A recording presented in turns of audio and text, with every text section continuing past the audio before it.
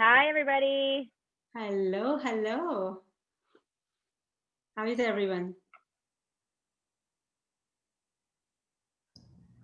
Good, thank you. I hope you all had happy Thanksgiving. Can you stop, Secluded. please?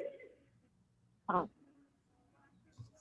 I think, Kate, did you say something? Sorry. No, I was saying stop to my son. He's going to bed.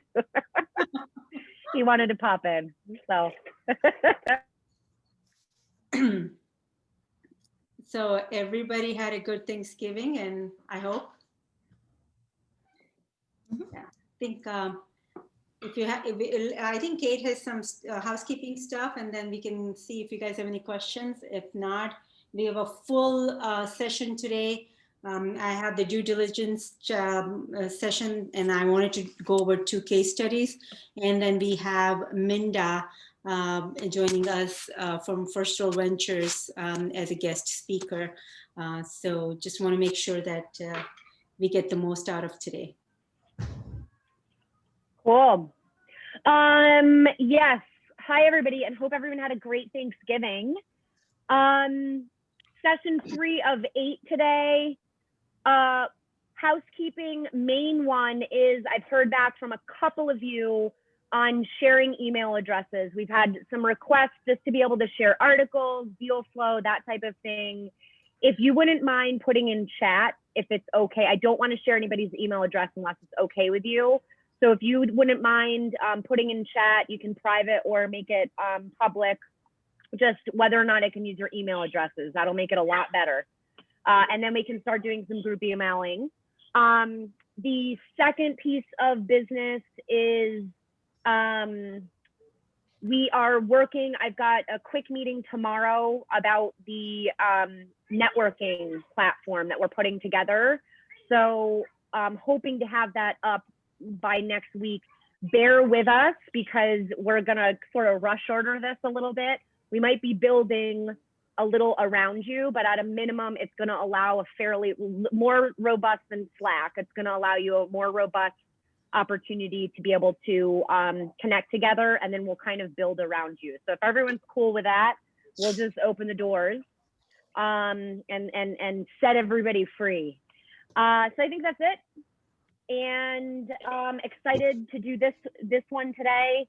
Due diligence, super important process. I know this is something that we talk a lot about at our fund because of the sheer amount of deal flow that we have is kind of one of the big things. So getting through an effective due diligence process is just so super important to get towards those great decisions. And with that, I'm going to kick it over to Jags. All right. So before I get started, anybody has some burning questions from last week or the week before, rather, the first 2 sessions? If no, then we can dive into the due diligence. Christy, I think you are muted. Sorry.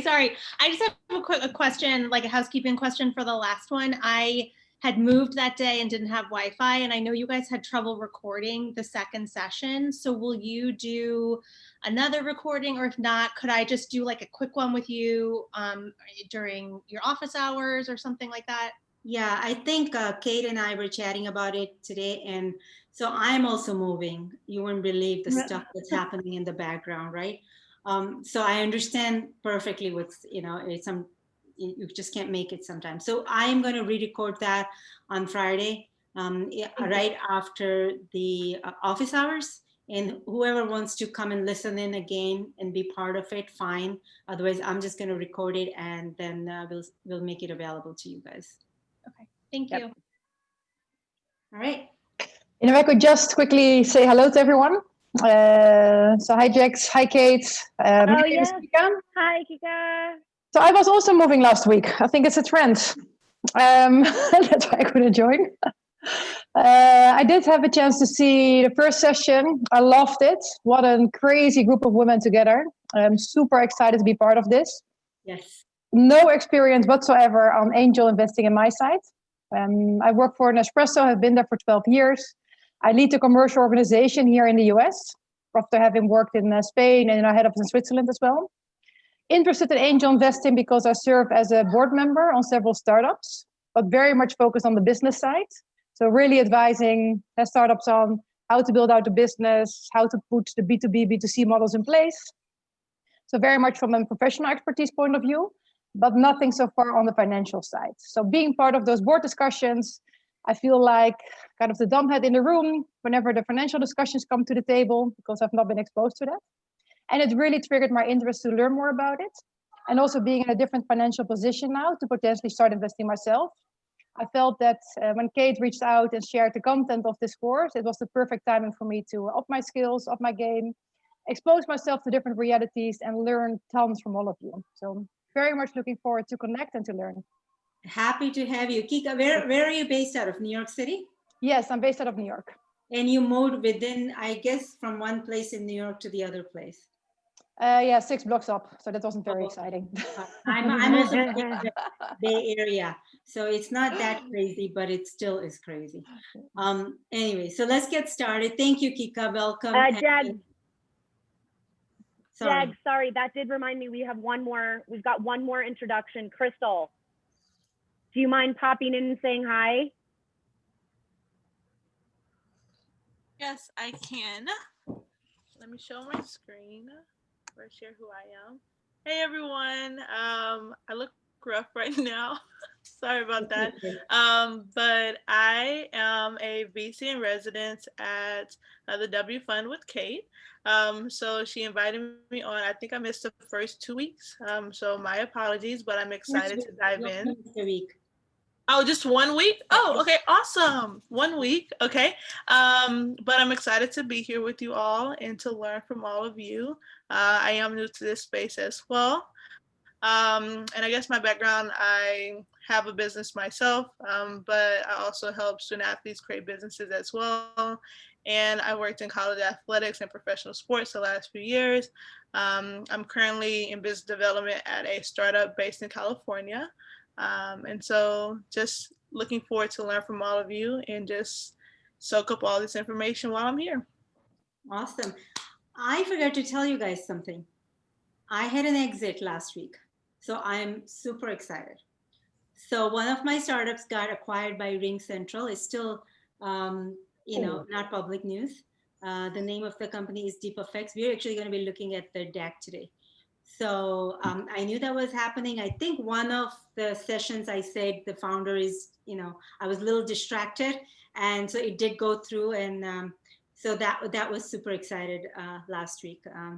Yeah, and they are actually asking me to join Ring Central, so I'm in the middle of figuring that out as well. So as far as the investment part goes, this was one of a better week.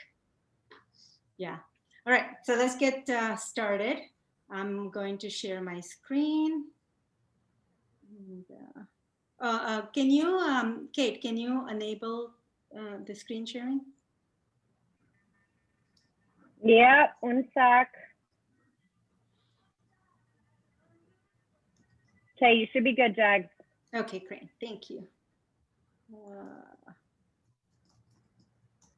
right, you guys can see my screen? Yes. Yes.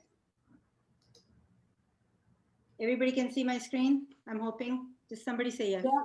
Yes. Okay. Okay. So due diligence. So even though we have dedicated today's session to due diligence, by no means we are saying that this is the only session we're going to have for due diligence. The next 3 sessions or 2 sessions are going to be equally important and are part of due diligence, right? So due diligence is a phase that happens within one phase. There are different stages of it.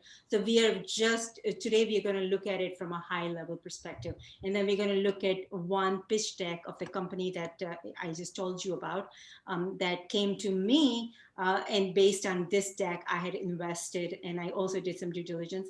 And then the second deck I would like to share with you is also one of the company that got acquired about 6 months ago. It's called Made in Space. And I was also on the committee to do the due diligence. Me, myself, and Grant did the entire due diligence. So that presentation or slide deck is from an investor perspective. So the first one we'll see is from the entrepreneur sending a pitch deck to investor, and the second one is from an investor perspective on why we should invest in this company. All right, so let's get started. And is it entrepreneur to VC or entrepreneur in general, just doing a round? The first one. The first one is the entrepreneur sending a pitch deck to investors. Investors, So not specifically. Okay. For the early stage, yeah, seed stage. Yeah. So pre-series A. Yep. All right. So again, today's session is going to be a little bit high level, and we will go as deep as we need to be in certain areas. And the certain areas, I'm going to say we have, sessions dedicated to it. For example, financial statements, term sheets, how to do the, waterfall analysis, venture math, et cetera, et cetera. So we'll focus on some things that are, important today in a little bit depth than the others. So obviously we all, the things to consider, right? When you think about due diligence, what are some of the things you should consider? Market size. And when I say market size, is not the market size that the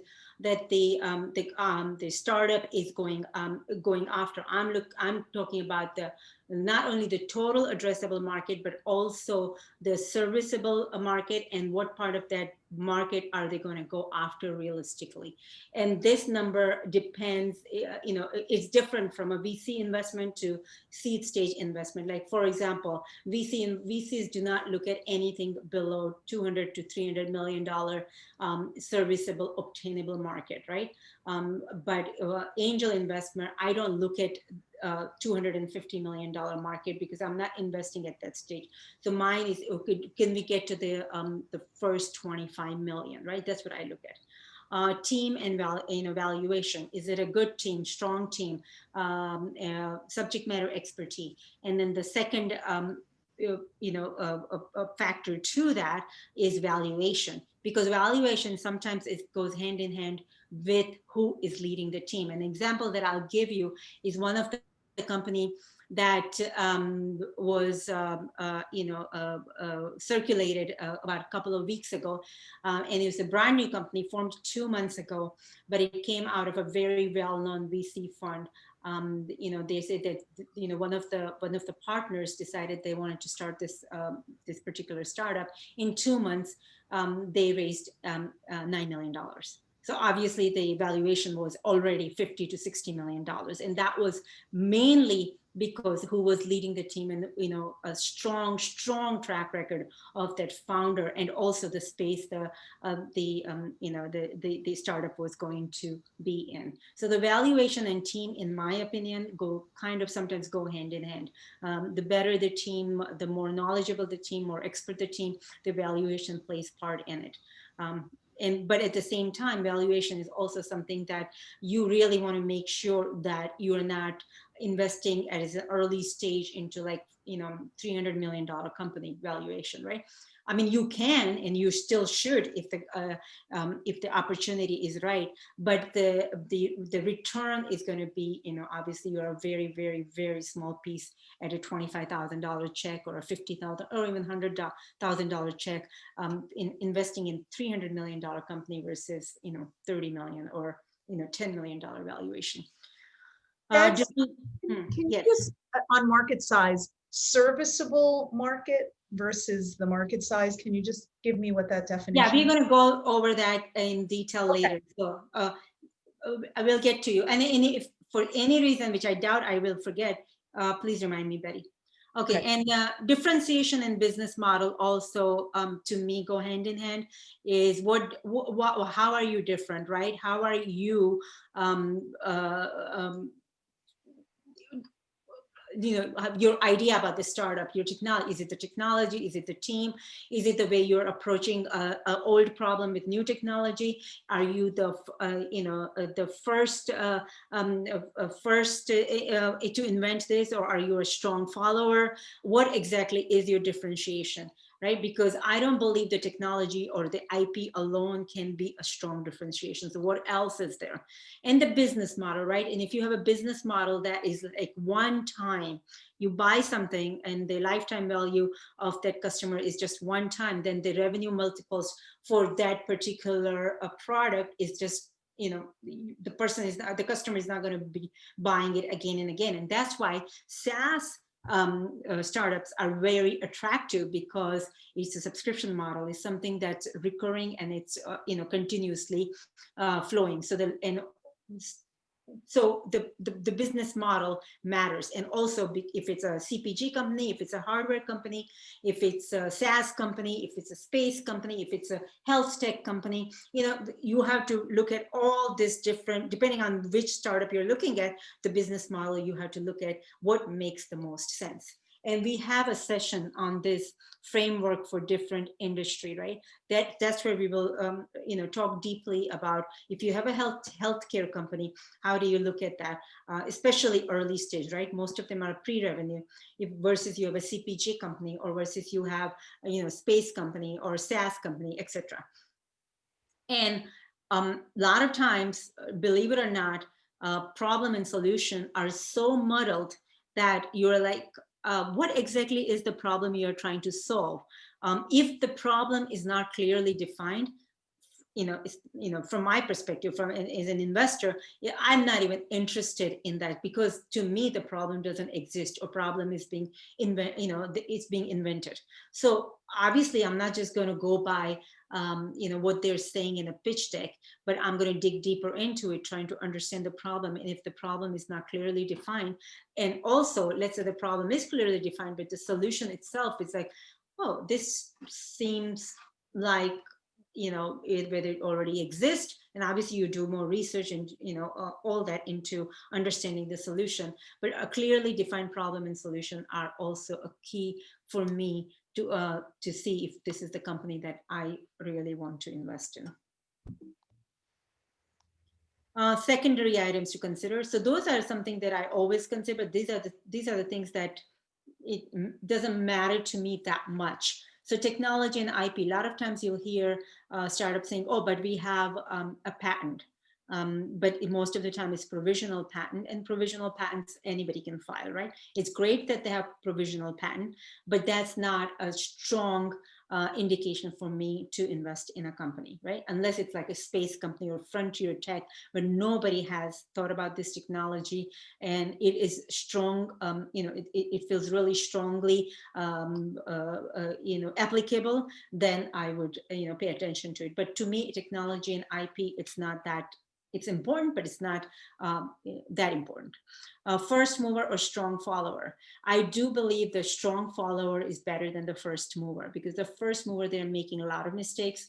And the strong follower, they come with speed. They learn from the lessons from the first mover, and literally they shoot them in the back and they go past. So to me, first mover or strong follower, I always go after strong follower. An example here is what happened today, right? Salesforce acquired Slack. Slack was the initial work communication, replacing the email type of model. In 2016 or something, Microsoft tried to acquire Slack, and it didn't work out. So what they did was they went and they built Teams. Right? And Teams now has 150 million users, versus Slack, not that many. And that's why Slack, if you look at the last 7, 8, 9 months of the COVID, the stocks like Zoom and others, they have done really well, but Slack hasn't, because Microsoft is killing them. So that's just a public example, but this was before Slack went public. Microsoft tried to acquire it, and then they came up with Teams, and Teams is being bundled with every Microsoft Office. So it's a no-brainer for many users, and because of that, they have a strong market presence. So I really believe in the strong follower. And having said that, it doesn't mean that I'm going to ignore first mover. I'm going to go, if I don't invest in the first mover, I'm going to look for who else is innovating in this space if I like the space. And the forecast, I totally want the CEO to tell me that even if they're pre-revenue, how are they coming up with their forecast? What are they doing to grow? How are these numbers that they are putting together in a spreadsheet? How do they make sense? How did they come up with those numbers? I want to dig deep into their forecast model. Any questions? Okay. So your process, right? So here it's pretty simple, right? Whether you're part of an angel group or part of you're an individual angel, you're part of a fund. These are the steps that every investor goes through. Startups apply, or they come to you, or you get to know them, right? One way or the other. You hear them pitch in the demo day, or a friend tells you that this is a startup you should look at. So startups, quote unquote, apply. You do the pre-meeting due diligence on your own, right? Before you meet with the founder, if you're interested in, you understand the space a little bit, and we'll go into deep into all of this. The third is meet up with the startup if you're interested, and if this aligns with your thesis and what you are, what you want to invest in. And the fourth is the post-meeting due diligence. The most important thing for me to plant in your minds is start thinking about your thesis. What kind of companies do you want to invest in? I've heard a lot that you want to invest in women-founded and underrepresented minority founders companies, but that's one lens. What are the other filters or other lenses that you are thinking about that you want to invest in? And let's start jotting down those points so we can actually understand what is it that we want our thesis to look like. So for example, my thesis is I try to do 50% men and 50% female, male and female ratio. Sometimes I'm a lot more than, like when I say sometimes is in an industry that I'm investing in, right? There are a lot more female versus men, and in some industry is, there are more men versus female, but on average is 50-50. The industries that I'm passionate about are food, the voice AI, voice technology, and SaaS related, right? Because those are the three things that I'm really, really passionate about. And then I have a fourth category. If you remember from the first session, that the 25% of my portfolio I also allocate for other companies that I just like, that don't fit into it, but it has something about it that after doing the due diligence, I'm like, okay, I want to invest in it.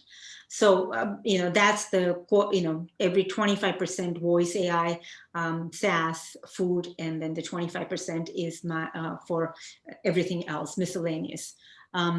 That's my thesis. And then I also like to geographically look at the areas. India, I like to look at obviously US, but even in US, San Francisco, Los Angeles, and Boston. Those are the three areas that I look at. And now I'm starting to look at Canada. So those are the geographical areas. So this is basis of my thesis, and then I grow from there. Any questions? Anybody wants to share some of the things that thesis that they have thought about, thesis point?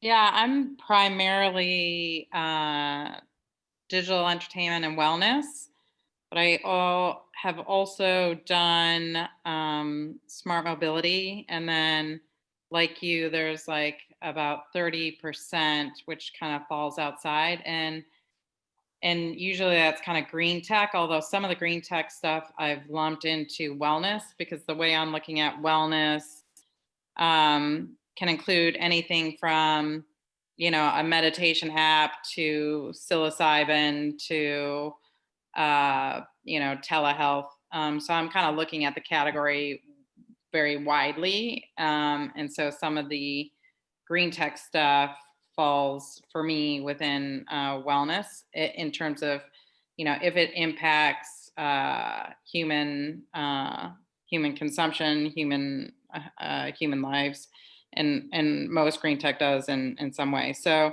I think what I mentioned being interested in this is really the degree to which I want to narrow that or refine it or still keep it kind of open. I do 50-50 gender split as well. And then it's US, UK, and LATAM, but mainly because that's where my, networks are, and that's where I've invested before. So yeah. Thanks, Angel. Thanks for sharing. And I think it's important for us to share this throughout the, this time we have together, because we get to know about who else can I count on. If I come across a company that I'm interested in, but I don't have any experience in digital media, I will go to Angel and say, hey, Angel, I remember you saying that this is part of your thesis. So do you mind, taking a look at this? So I think it's important if you guys can share either through email or when we have this, community that Kate is setting up, just so we can also understand who other, subject matter expert or people who know people in this area. So. Yeah, Jags, I don't know if it's helpful too, for our fund, because we have, the way that we verbalize our thesis is we have we call it kind of the investment thesis and the mission thesis. So mission thesis, clear, women underrepresented early stage tech founders, great. From an investment standpoint, this is the way I actually verbalize it when I'm talking to people about it. I say, and this is kind of interesting because you can be as formal or not formal about this as you want. So basically, I say explicitly, we're essentially tech-enabled companies. And so we invite deal flow, whatever, sort of across sectors within tech. But implicitly, we do have a couple of things that drive us a little bit more. For us, one big word that we really use a lot is access. So we look at technology and solutions that are using technology as a core driver of opening up access to people to things that they didn't normally have access to, education, healthcare. So like fintech, health tech, ed tech, all that stuff, right? So that access layer, that's a really core piece of our thesis. Mm-hmm. And then I also talk about, there are things that are, generally, so something like HR is generally really busy. And so we want to make sure that if we tend to stay away unless we know we can make a really smart decision in that industry. And then, one thing we have is we kind of have our ethical boundaries. So how do you use data? Are you good to your users? Or are you the next Facebook? So, we don't have all of that on our website, but it is what drives us internally too. We say it in certain corners, that type of thing. So I'm saying that to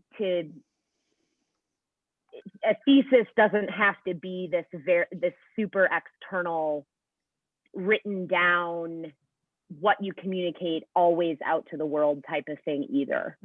So for what that's I would maybe just, I 100% agree. And I invest in climate tech, but I think that the one thing I want to share is especially when getting started, I think, spending some time thinking about what you do want to invest in is so helpful, because it's very overwhelming in the beginning because there's just so many opportunities and it's very difficult to get a grasp of what's investable versus not. And only until you kind of really dive a little bit deeper into anything that you find particularly interesting, you can kind of start building this sort of knowledge and kind of feeling for what venture within that space and with those kind of specs that you have set for yourself looks like. And then that was the turning point for me when I started being oh, this actually is starting to make sense now. And then that's when I was able to get started. And I'm still in the beginning, but I remember just in the beginning, it was very overwhelming. Yeah. So I think for the first 5 investment, the mistake I made now, right? The first 5 investment I invested because I just felt passionate about the cause. And out of those 5, 1 did really good and is still going, post Series B.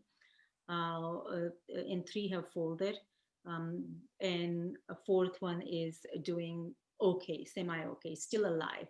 But if I had known what I know now, I would have stuck to what I know so I can ask more intelligent questions, do more due diligence based on my knowledge, and get to know the entire process, and then apply the process to something that I don't know in the future. So I think what I'm trying to say here is that let's encourage each other to talk about the areas you're interested in investing, but also perhaps also say, hey, I can help in X areas if anybody needs help. And they could be different, like Kate said, you could be investing in something that you don't know much about also because you have an alignment, or you want to learn, or you want to be an expert in their area through investment. So it would be great if we can, if we can share that as time goes on. All right, let's moving on. Can I ask really quickly, you mentioned geographic location as part of an investment thesis, and that's something that's really interesting to me, because it seems like there are certain cities where you could potentially, like, a startup founded out of Boise or Detroit, something like a smaller place where you may end up getting a lot more like value for your investment than if you go and invest in something that's out of New York or Silicon Valley, something like that, or maybe even like LA. So can you just talk a little bit about that, and how, because I know you said you're like thinking about Canada, Boston, LA, India. Seems like LA and India are like obvious areas for you because of your life and your experience and where you are and where you've been. But can you talk just a little bit about that and how you've picked for your own thesis? Yeah, so that is a tricky part, right? How the valuation, right? You definitely get a better valuation when you are not in Silicon Valley or LA. So let's say that I'm looking at a company that is outside of Silicon Valley and has a really low valuation. So I'll give you an example without naming the name of the company. 2 weeks ago, I came across this company, amazing customer success software based out of Canada. I was telling them that your valuation is just too low. This is just really, really low. Why is that? And they were valuing themselves at $2.5 million when they had a revenue of pretty solid post-revenue company. And in a SaaS business. I'm like, this is not that I haven't heard that before. So why? So I become now suspicious when I see the low valuation. Suspicious not because, hey, what's wrong with this company, but also are the other investors, putting pressure on founders to take a larger share of the company at a lower valuation because the founders need the money, right? So I also become suspicious for a more founder-friendly perspective to ask them these questions. So you definitely are going to come across companies, the valuation, but the valuation is just one part of the equation. You could have an amazing company with a low valuation, which is great, invest, right? If you did the due diligence, but you could also have a really I don't want to use the word shitty, but I just used the word shitty. So anyways, a shitty company with very low valuation, and you don't want to be part of that company anyways. So I think when I talk about geographical interest, what I am interested in is understanding what people are innovating there, especially, like for example, India has 1.3 billion people, right? So it's a market on its own. So and like you said, I have an incentive because I'm Indian to support Indian ecosystem. But to me, I am going there because I want to support Indian ecosystem, not because I'm trying to get low valuation. And I do get lucky sometimes, but at the same time, that's not my only intention. So I don't know if I'm answering your question exactly. What I'm trying to say is that spread yourself out, go into the geographical area that you are wanting to be in. Keep an eye on the valuation, but question the valuation. Just because the valuation is low doesn't mean the company or the product is good. Another way to ask them is, have you pitched this to anybody outside of this area? right? I always ask that question too. Are you trying to get investors outside of this area? And if they say, no, we haven't, I would actually say, hey, do you mind if I connect you with somebody, one of my friend in Silicon Valley, and see if they're interested in your company? And the two things will happen at that point, right? One, I will get an information back saying, hey, this is a great company. We want to invest too. Or say, it doesn't matter what the valuation is, stay away from this company. And if the company is really good, founder will get another lead for investment, right? So if they're really good, they will get investment from somebody who is not from their ecosystem, who can bring some other perspective. And if the company is not okay, then they'll get some feedback from this investor, because they will not be shy, because the introduction was made not for the purpose of investment. The introduction was made just for the purpose of, informational meeting. So I feel that it's a win-win situation for everybody. And that's the strategy I use when I'm in doubt.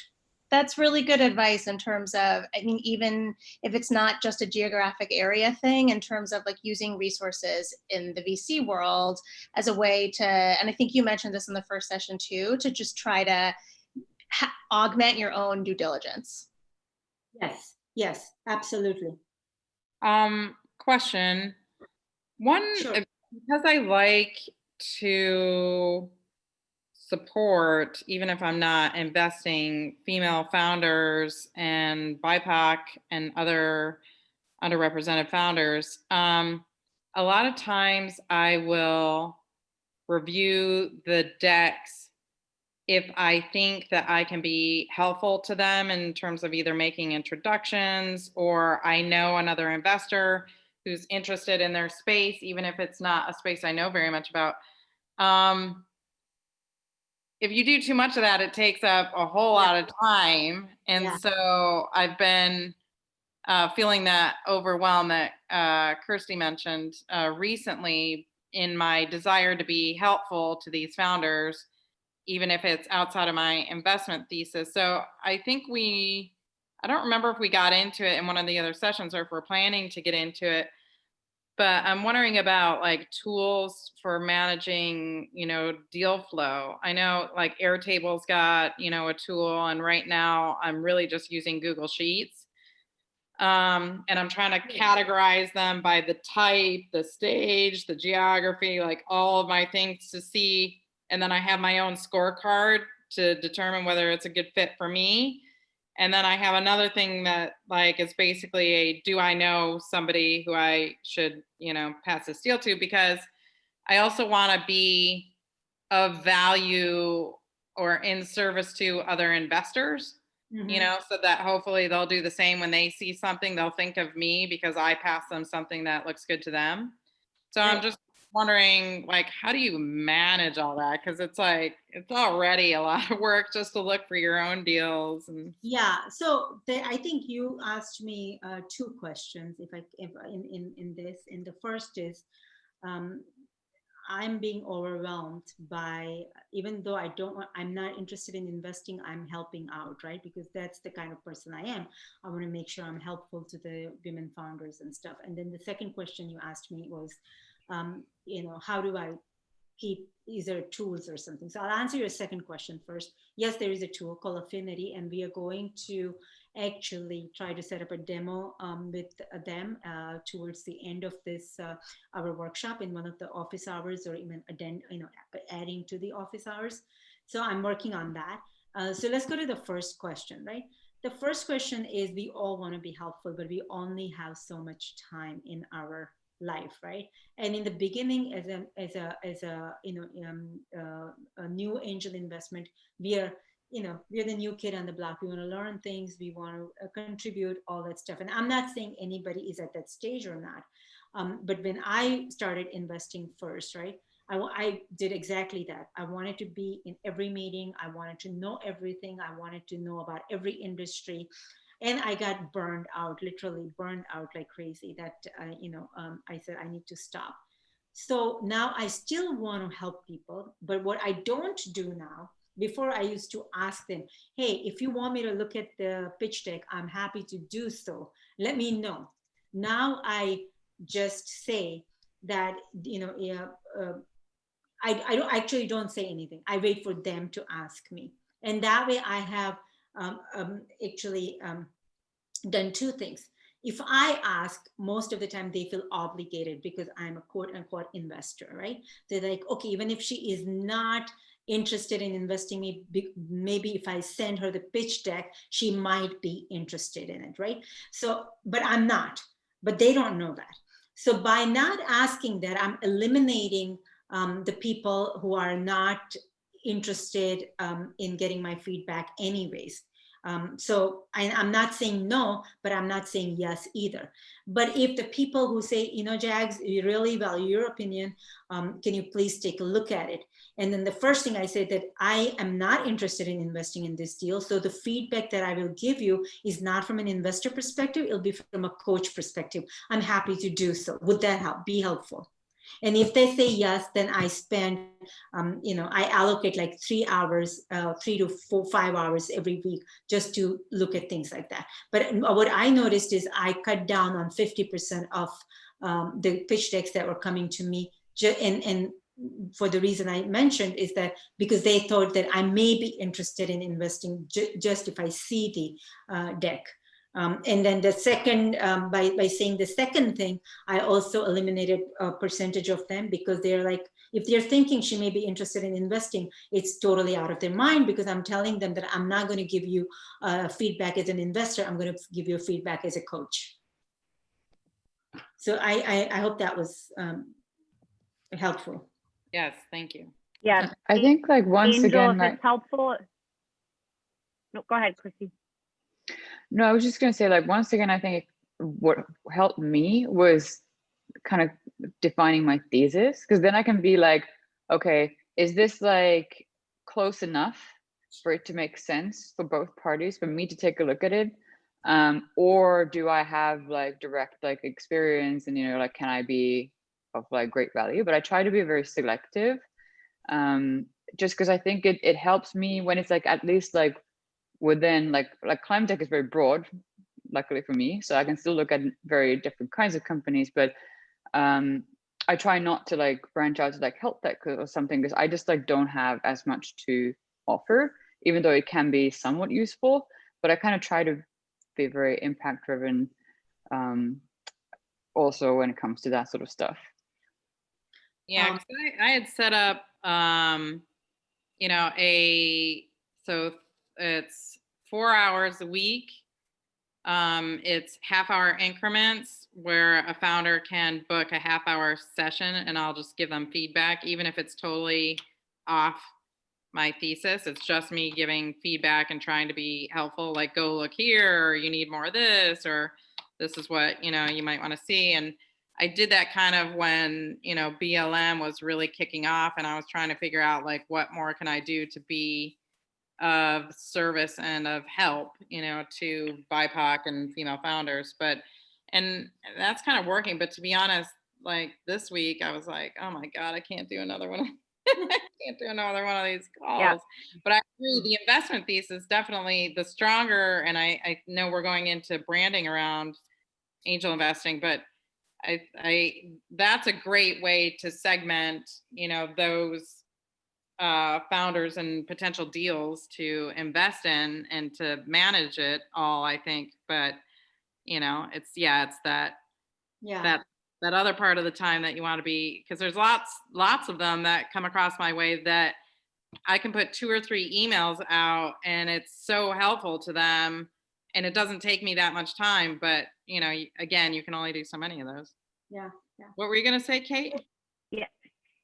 No, I was actually, I think this is a great topic, and Angel, I'm actually happy to chat with you through. I've got a couple of tactics myself that I'm happy to share with you as well. Yeah. Let's just in the interest of time, let's move forward. I've flagged that topic though as a really good group sharing. Just to, again, like we're talking about time management. So I think that's awesome. Okay, awesome. So and I'll share in the future. Thank you, Kate. Thank you for bringing us back to our purpose here. I just want to share with you, I have a Post-it that says, it's okay to say no. which is on your screen now, which Yes, is a bit it like is. what Angel was just talking about. So Yes, yes. And that's, you know, I learned that a little bit later, but when I learned it, it felt liberating. So how much time is needed to conduct due diligence, right? So these are the 3 phases that I follow. The before meeting, what do I do? During meeting, what do I do? And after meeting, what do I do? So phase 1, obviously before meeting, if you are, you get a pitch deck, executive summary, founder reference, you look at the product market fit, problem solution fit, revenue model, whatever they've given you, you look at, and then you Google everything, right? And Google the founders, Google what their experience have been, figure out who you're connected on LinkedIn for the reference check. I don't do reference check or anything, but I just keep that in mind, right? I'm starting to build my my deck, right? The investment deck, and you'll get to see an example of that later. And the during meeting, right? The first meeting, what I want to know in the first meeting is not what's on the deck. I want to know what the founder is thinking. What is founder thinking about this company growth, this company's hiring plans, this company's go-to-market strategy, et cetera, et cetera. So I want to get to know the founder, and I purposely do some things like I interrupt. I ask difficult questions because not only because I want to know the questions to those, answers to those questions, but also I want to know how does the founder, is the founder, what kind of personality comes out. I have founders walking out on me. They think you're not the right founder investor for us, and I'm like, that's great. I'm really, really happy to know that, and it's also in founders' advantage that they know that as well, because I just want to get to know the founder anyway. So that's, I ask for use of funds. What have you used so far? And if they say we raised this much and we have this much in the bank, how come you only have this much in the bank? Take me through your your cash flow, take me through your thinking. And if I look at your burn rate, and if I'm calculating things right, the next round of funding you're raising is only going to last this many months. What are your plans? So I really try to go under the rug to see what has been swept. And even after that, I know that once I invest, then I'm going to find out the other 50% of the company. Even if you do all your due diligence and do your reference check, most of the time the ugly stuff obviously comes out after you've invested, right? And I'll give you examples of that too. Post meeting, right? So I do my own financial diligence. I do my reference check from I misspelled the reference here, sorry about that. And LinkedIn, whoever I have noted as the people I want to go and check regarding the founders. I even look at the valuation validation, going back to the question before, why is this company valued at this price, whether it's too low or too high or just right. I connect with other investors. I try to negotiate the term sheet. I'm not always successful, because I'm not, in my opinion, I'm writing a big check, but compared to the other investors, I'm not. In the example that I gave, I think, I'm not sure if I gave an example of the uncapped safe note during the office hours or before, but before I did not negotiate term sheet. Now I look at the term sheet very, very carefully, and I negotiate certain terms in the term sheet, maybe not related to the discount or the interest or the valuation, but also, I always say pro rata rights, if it applies, and also, at least 1x liquidation preference. So there are things that I put in the term sheet. Make a decision and write an investment memo, a wire fund. And I write an investment memo or create a pitch deck mainly for my purpose, not for their purpose, because I'm investing most of the time on my own, but just for me to learn from this, looking back 6-7 deals ago. And it's okay to say no. It doesn't matter if it's your best friend's son's startup. You really have to set the ground rules. The ground rules that I set is that, if it fits in my thesis, I'll take a look at it. If it doesn't fit in my thesis, I'll give you feedback as a coach, what we talked about before, if they really ask and insist that I look at their pitch deck. All right. I have a question about phase 3. Sure. How common is it to get the valuation validation, assuming you didn't create that valuation? Are other investors or the founders able to provide that, and do they do that pretty commonly?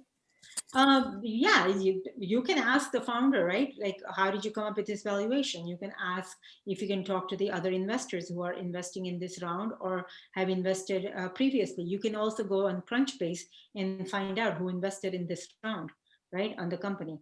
If the company, if the information is there, or you can ask to see who has invested, and you can ask the other investor. And if that doesn't happen, then you can always go and somebody from your network saying, I'm looking at this type of company. This is the valuation. I know you have invested in this type of company. Does this sound like something that is in line? So yeah, so valuation validation, there is not a formula. It's more like who do you know and how comfortable you are asking and pushing back on the valuation. Did that answer your question? Mm-hmm. Okay.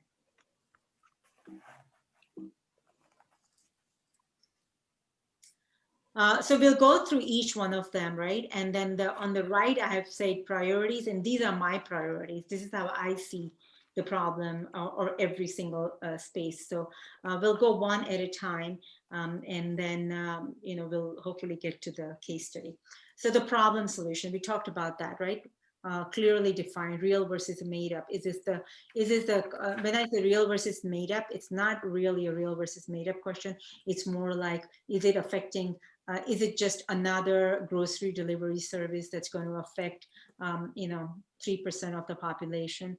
Or is it something, grocery delivery company that's doing things differently, and that also, putting food in the second harvest, how is it different, right? So, and there are times where problem is completely not made up, but it's coming from just very few people's experience. And if you go out on the street and ask questions, does this problem exist? Do you think this is a problem? People are like, no, there is a work around it, or this is what I do, this is the hack I use, whatever, right? So then you know that this is the problem that's not going to serve a larger set of customers.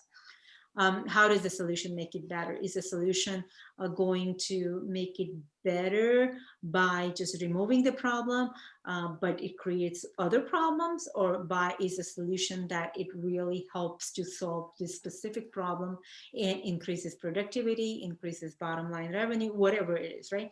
So you want to look at solution not just as a solution, but also how does the solution make it better? Is the MVP ready? Have they talked to the customers? Are there set of, what are the customers, the early adopters saying? A lot of times I see that startups are getting the, POC, right? And they're saying that, oh, we have Verizon as our customer, or we have, Salesforce as our customer, and I'm just saying names. And those names are big, those names are great, but when you look at the revenue, then it's like 5,000 a year. How is your revenue 5,000 a year if you have customers like Salesforce and stuff, right? So you really want to also talk about who is using this solution, and are you getting paid because they're using this solution? Are they paying you to use this solution, etc.? And obviously, does the solution create more problems? Working in a startup, getting these strategic deals with big companies as a startup is key, right? So you use Salesforce, it could be any big name, but sometimes they take advantage of the startup because they know that they can negotiate a deal with very little revenue.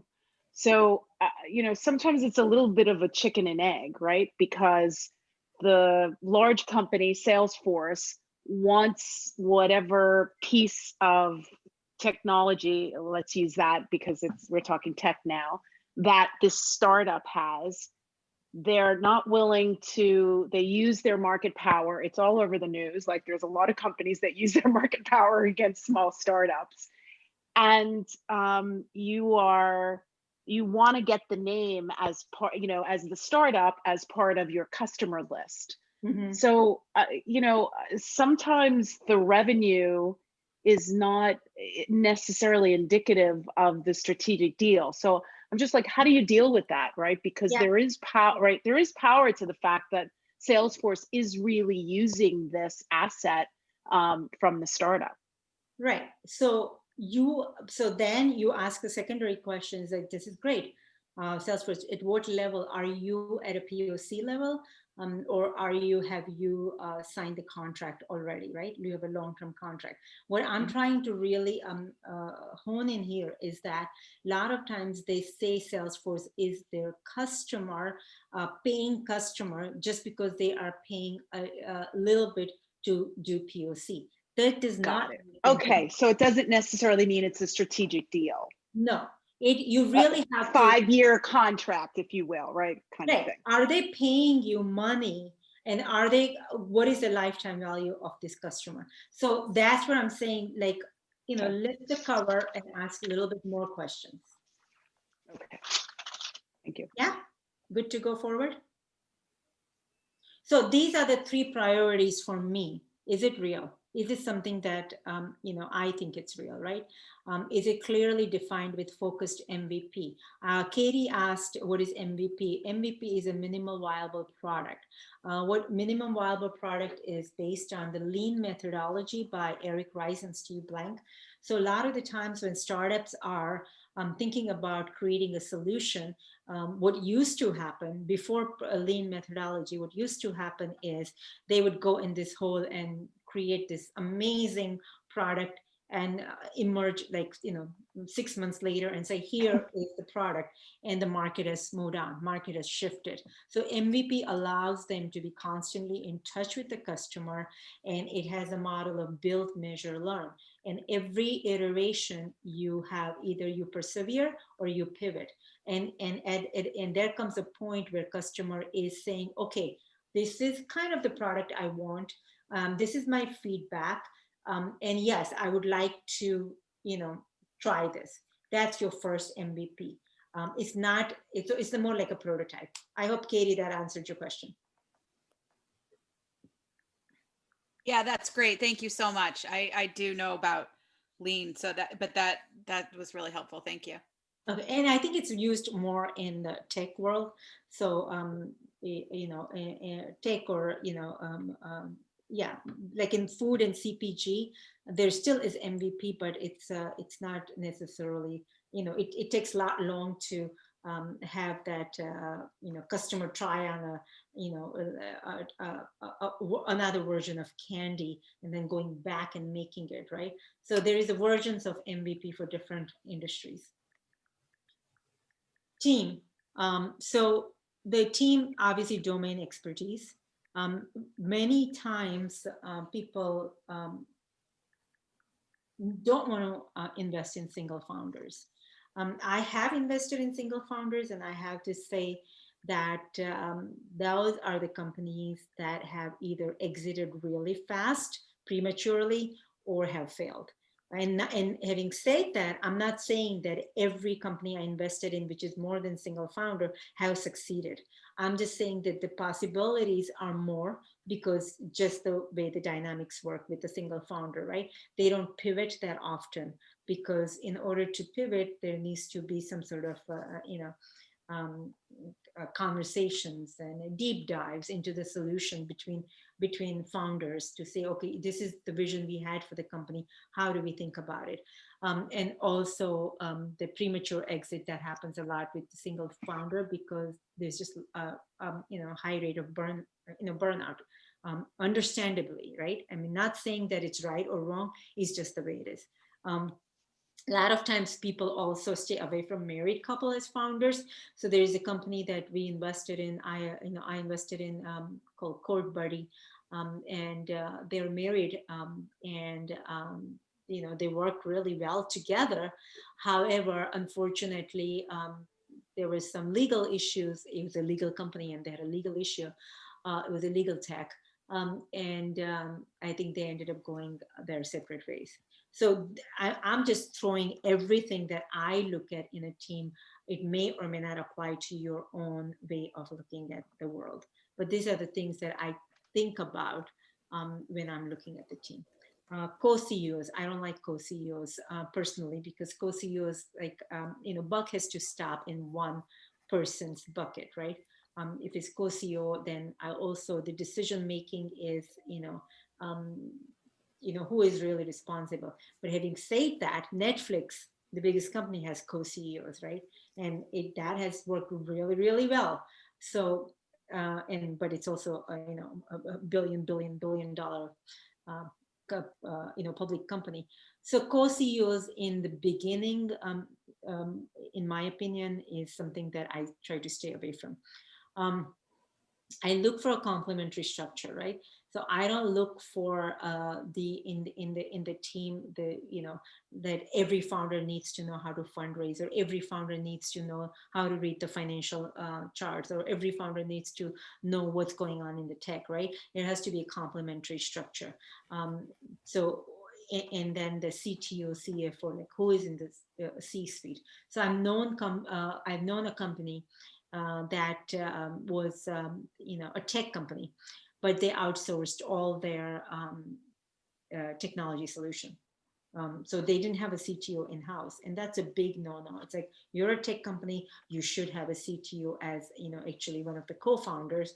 And the co-founder doesn't necessarily mean equal equity either, right? You could start the company and you can bring in somebody as a co-founder for much less equity, but can still be a co-founder. This is a serial entrepreneur or first-time entrepreneur, right? What is the founder chemistry? How do the founders work well with each other? Are they coachable, right? Like I told you earlier, sometimes, it has happened to me more than twice that, founders have told me that you are not the right investor for us. And I was okay with that. And to me, that was, the conversation that I was trying to have with them was important to me. And clearly that was not something that they wanted to,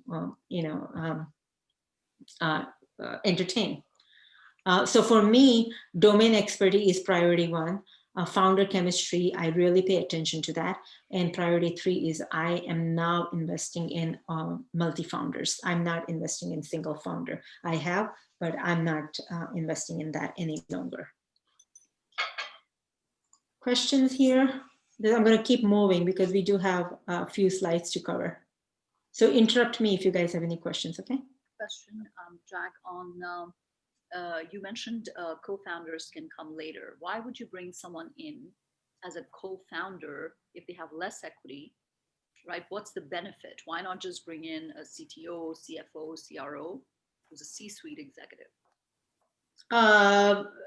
So are you saying, let me understand your question. Are you saying that why do we have to give them the title of founder instead of just a CEO or? Right, what are the additional responsibilities that are bestowed upon a co-founder? Right, so first of all, I think the addition, so the equity, right? The equity is, if you look at the term sheet, is usually, they have investors, founders, and the employee pool, right? So when you bring in somebody as an employee versus a co-founder, it is coming from the employee options pool, right? And then they have a different vesting cycle. As a co-founder, you could also have a different vesting cycle than the rest of the employees. So that could be attractive. Second is, that person can be on the board. right, as a founder or as a CTO or whatever. They can still be on a board as a, if they're a CEO, but as a founder in the early stages when their board seats are so limited, having even a founder is more likely that the person can be on a board and also can be, what do you call, a more contributing member of what's happening rather than just an employee. It's also the mindset. So I don't know the exact or more than one or two benefits, but those are some of the benefits that if you have an employee, C-suite employee, they come from a different employee pool of options versus you have a founder shares. That's one of the main reasons. And just one on chemistry, right? That feels very qualitative. Yeah. Any guidance on, other than trusting your gut, what that, like any ahas that you've gotten with regard to chemistry?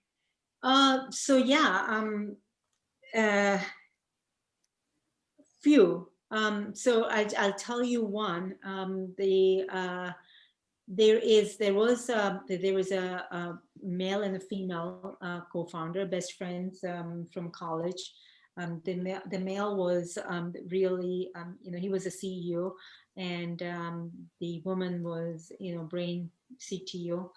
And when we were pitching, the CEO kept answering the questions instead of letting the CTO answer the question. And I said, I would like to, I wonder what, she has to say. So then he would sit back and let her answer. But I felt that it was really a timid relationship from the CTO perspective.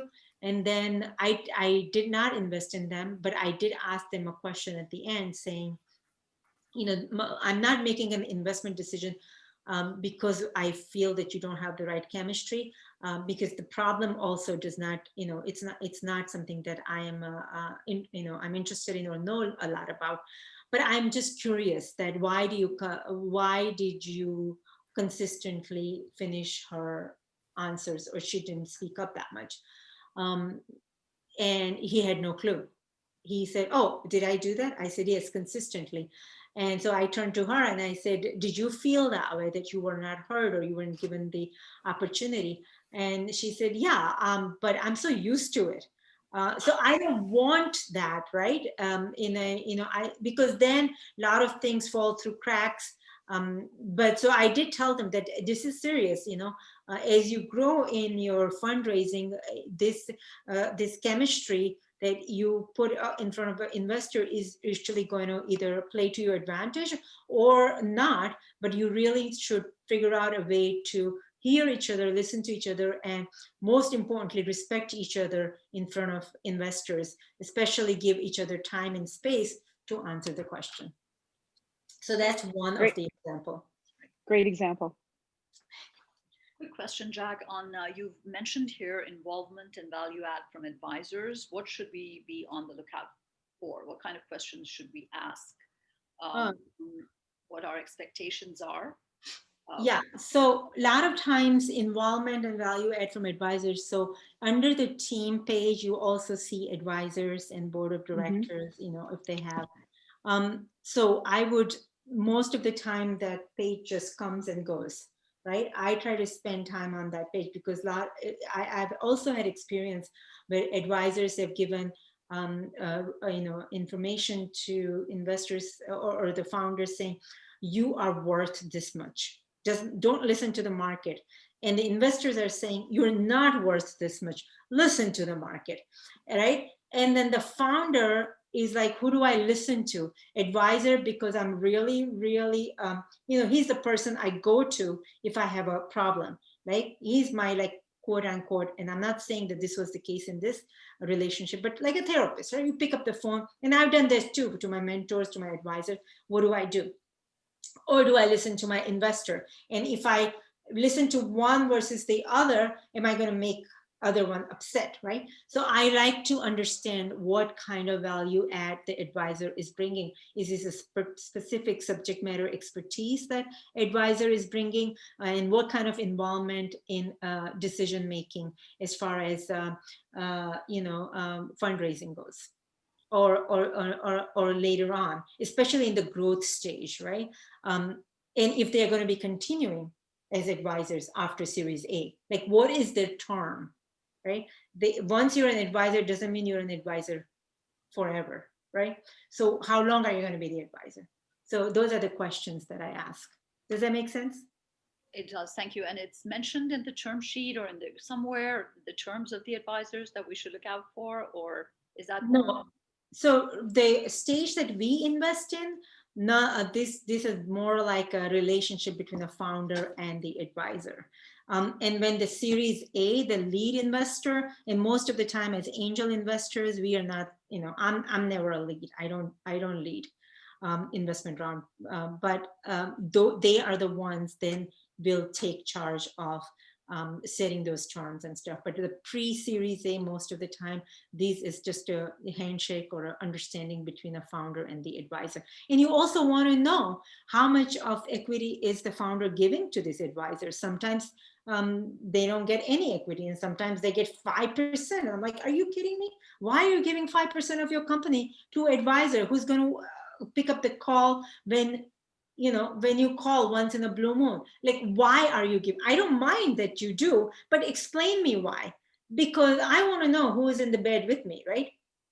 So those are the questions. What is the range that seems appropriate? You balked at 5%. So what would be an appropriate amount that wouldn't shock you? 1%, vested over 3 to 4 years. Thank you. For a normal advisory duty. But if you're going to be working there for like 20 hours a week, 30 hours a week, then it's different. Then you're not an advisor.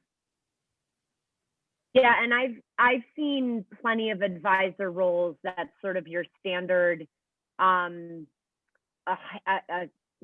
literally a handful or less hours a month type of thing. That's 0.25%, and that sort of thing. Like when you start getting up towards 1%, you're a heavy advisor. And I've often seen advisors take that much when a company might even be considering at their next stage, maybe taking them on full time. And so maybe there's almost a subtle pathway there. But yeah, anywhere 5% would be, I'd be questioning right alongside Jags if I ever saw that. And frankly, questioning for the founder too. Yeah, absolutely. Do you want to be giving this away? Yeah. One of the unfortunately, there are a lot of founders who land in Silicon Valley from other parts of the country or the world. And the first person comes and says, okay, I'll help you do X, Y, Z. In return, sign this. And they sign it. And that's wrong. And I even tell advisors, like, what's wrong with you guys? This is like you being vultures. Don't do that. So anyways, that's where I stand. Great, thank you. One of the big, I think it was one of the big VCs, someone put out a kind of standard advisor term, like a contract. Do you know which one I'm talking about? No, but I'd love to see it if you have a copy of it. I know I do somewhere. Would you mind sending it to Kate and she can send it to us? Or yeah, I've got to track it down. I was hoping that would be awesome. Somebody else might have heard of it, but yeah, I'll track it down. See, I don't take roles as advisors because I am so interested in investing in companies rather than I rarely do. And if I take a role as an advisor, I tell them that pay me an options from employee option pool. Don't give me the title of advisor. I want to get my hands dirty. And as far as advisor goes, sometimes it doesn't work. So the company that got acquired that I told you, that I helped them build their entire customer success platform and the framework and processes. They wanted to bring me in as advisor. I said, no, I don't want to be an advisor. Give me a title, head of customer success, and pay me with some options, but I don't want to. So I don't do advisory roles. Why is that, Jag? I didn't understand your reticence. Because I feel that as an advisor, if I'm going to do something with the company, I really want to make an impact. And that sometimes as an advisor, I'm not really in position to make an impact in a specific area. And then the second is I like to invest in a lot of companies. I want to spend my time looking at a lot of companies. So the time wise also, I'm very limited. And I feel that if I become an advisor, my fiduciary responsibility is to serve that that founder. And if I do come across another company that is in the same space, maybe competition, I want to bet I want to hedge my bet. So I would like to invest in that company too. And if I'm an advisor, I am most likely not going to be able to avoid conflict of interest. Yeah. Great. Thank you. Yeah. In 3 words. Thank you. All right. We don't need to go into this now because I know we're running out of time, but like, it would be nice to talk about the sort of whole conflict of interest piece at some point, because like, especially when you have a thesis, you look at companies in a similar industry, and I would just like to learn more later. Yeah, sure. Kate, can we have also that on a parking lot with the other, because I will forget. I'm sorry, have it as a what? A topic area? Topic area. Yep. Yeah. Okay, thanks, Yep. Kate. Yep. Valuation. So what is the value? What is the valuation? Valuation is what the company is worth at the time of investment, pre-money valuation and a post-money valuation. What that means is pre-money is before raising this particular round, and post-money is after. So let's say that you're raising $1 million on a $5 million valuation post-money. So your pre-money was $4 million. A lot of times valuation is important, going back to the conversation we had regarding geography, right? Certain geographical locations have much lower valuation for companies than the other the other parts of the world. So is there a way to normalize that? And the way you normalize that is what we talked earlier about validating the valuation, right? Understanding that, okay, this company is saying they're worth $10 million. So another example of a company that I spoke with last week or the week before, and they are saying they are a $20 million company when they have $7,000 revenue. I'm like, no, that's, you cannot raise, $4 million, which is 20% of 20 million, based on that valuation at a $7,000 ARR, no matter, not at the stage you are at. So obviously they had to, we had to kind of look at what valuation is normal. So the way we looked at it is that, okay, you have $7,000 ARR, and in the next year you are saying that you're going to get up to $500,000, and it's a SaaS company. So usually SaaS company has 7 to 10x, right? So if you look at that, right, let's say that you are at the end of next year and you have accomplished all these things that you said you are doing, and your ARR right now is $500,000. Even then, at that point, you are going to be 7 times 500, which is $3.5 million to $5 million valuation company, not a $20 million. So I try to, obviously, for a SaaS company, if they have a $500,000 valuation, they're more like $20 or $25 million company rather than $5 to $7 million company. But I needed to bring them down to the other extreme to help them understand that $7,000 ARR is not going to give them the $20 million valuation. There is no investor that's going to say, okay, this is a good deal, right? So you want to make sure that the valuation is something that is, you are paying close attention to. I have a question about that as well. And this has always been confusing for me. I mean, going through this many times, and I still don't understand it. There are so many companies that are pre-revenue, right? And they get outstanding valuations. So do you also look at adoption in that equation? Yes and no. But again, valuation is just one indicator, right? It is something that I try to figure out what is their forecast, what is their, how are they coming to that forecast, right? If they're telling me that we are going to continue the month over month growth of 30%, and that's what's going to bring me from X customer base to the Y customer base, I want to know what makes them think that they can grow month over month at this, right? So I want to dig deeper into it. Once I understand that, oh yeah, this is something that is going to happen. So for example, one of the company that I would love to bring them as a due diligence case, and Christy might know about that, is a sex tech company, Laura DiCarlo.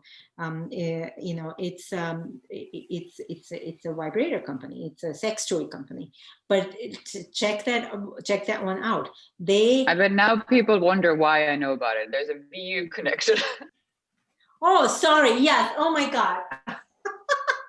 Yeah, we are not comparing notes on our, sorry about that. So yeah, the reason I said Christy might know about it is because we have we are part of a investor community that we get to see certain deals. So sorry about that, Christy. But they started selling in January of 2020, and now their revenue is 9 million, right? So now you wonder, is that, okay, is it because of COVID, or is this something that is going to continue, right? So I have a lot of questions about that, and I was going to actually ask you guys, ladies, if you want to take a look at the due diligence thought process, and if I can invite the team on Friday as part of our office hour, just to understand how did they come up with their valuation of $25 million. Going back to the original question, pre-revenue companies, post-revenue companies, how do you, there is no equation.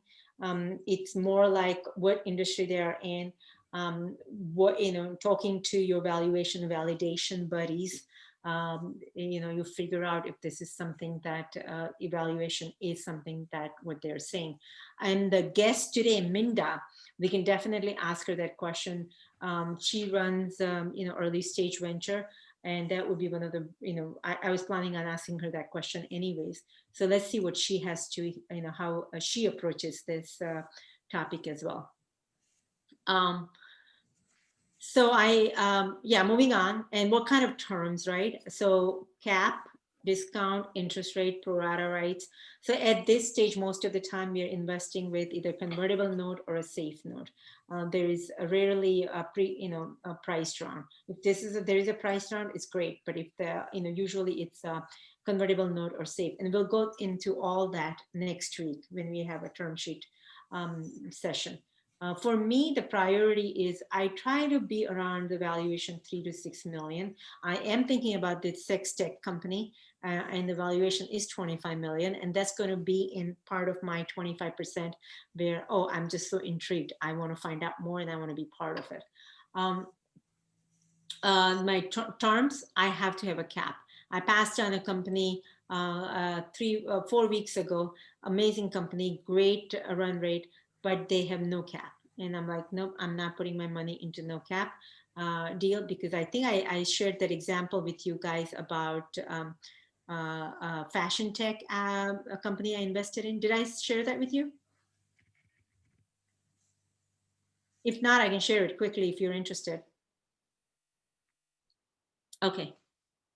So you did share that, yeah. Okay, I did. Okay, perfect. And then the type of vehicle right now is usually a note. I prefer note. I mean, I prefer price round, but if equity round, but if that's not available, then it's a note.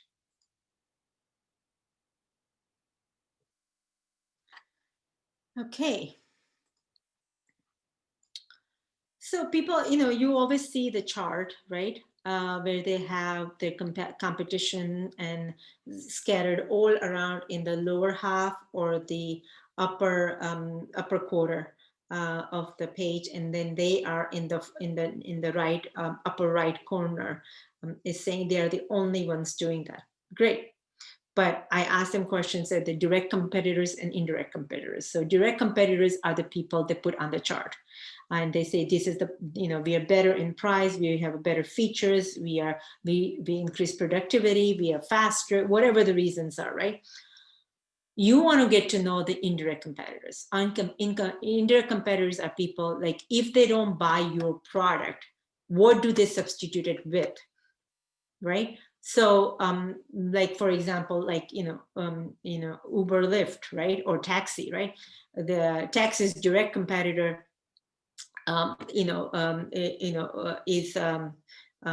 no, sorry. So the example is Uber, Lyft, right? So Uber's direct competitor is Lyft, but Uber's indirect competitor is Turos, right? Like people can rent out their cars. So who are they? So they cannot just look at a direct competitor, but who are the indirect competitor? Can somebody just add something to the current solution and get away with it and not use your product? Or can somebody lower the price? Or somebody who is just going to acquire, like Salesforce acquired Slack today. So, if you look at that example, the Microsoft Teams direct competitor was Slack, but now because Salesforce acquired Slack, it now even became a more of a direct competitor from indirect competitor for Microsoft. I hope I'm explaining this properly, because there is a lot of hidden stuff when you start thinking about the indirect competitor. And there's a lot of parameters like, substitution. Can somebody add it? Can somebody lower the price? Can somebody, what if people don't want to use this solution? How different their life would be, right? Sometimes there is no change in the life, so it really doesn't matter. So you really want to get to understand the direct as well as the indirect competitors. Differentiation, right? So we talked a little bit about this too. This to me is very important. How are you differentiating yourself among the competition? Okay, you told me about your competition. You may even have told me about your indirect competition, but now what? How are you different from them? So, so these are some of the stuff that, are you better in network effect? Like, is your product viral? Is people are going to talk about it, in the social media, without you asking them to, or without you giving them any free stuff to? Are you a first mover or a strong follower? Do you have a strong brand? Do you have operation excellence that, people in your team are just extremely good at executing, right? Do you have clear customer success framework? All these are differentiation depending on the industry that you are going to be investing in. Your technology IP, your economies of scale, your CAC and your LTV. So CAC is a customer acquisition cost. How much does it cost for you to acquire your customer? And LTV is a lifetime value of a customer, right? So you want higher LTV and a lower CAC usually. That's a great combination. So, this list can be as long as the list, and it depends on what industry you are actually looking at this, the particular startup in. These are my priority. I really love strong follower. I also think brand is making, making more of an impact more than ever before, especially in the CPG and the, in the consumer product space. And execution to me is, is very important. Because without the strong execution, team and knowledge, many ideas, cannot go far. Business model traction. So what we also want to understand, we talked about MRR, ARR. What is your traction? What is your business model? At the end of the day, no matter what, your business has to make money. And that's what investors want to see. How are you making money, and how much of that is your margin, and how much of that you're using to grow, and also how are you bringing new money in, right? So I usually focus on the development over the last 4 quarters, and sometimes that doesn't exist, right? If it's a pre-revenue company, if it's a company that's just starting, it doesn't exist. So then also look at the 4 quarters coming up. Like, okay, this was the 4 quarter past. What is your forecast for the coming up 4 quarters? So I like to look at their cash flow statement, their income statement, and their their just forecast in general. The business model also has to make sense, right? So the business model, if it's a one-time sale versus a subscription model, obviously subscription model is better than the one-time sale. So the company that we are talking about, Laura DiCarlo, right? They are it's probably a once a year sale. It's not something that people buy, the sex toys every month, right? So what they are trying to figure out is how do we come up with a subscription model. So what they are exploring right now is around the peripheral industry, the music, the scents, the candles, the lotions, the massage, whatever comes in the peripheral of lovemaking. That's what they are focusing on, and it's actually in that can actually grow into another very, very strong revenue stream, because there is a need for that. There is a market for that, right? So I hope I'm not making anyone uncomfortable by talking about this company. If it is so, please let me know. I just look at this as a business.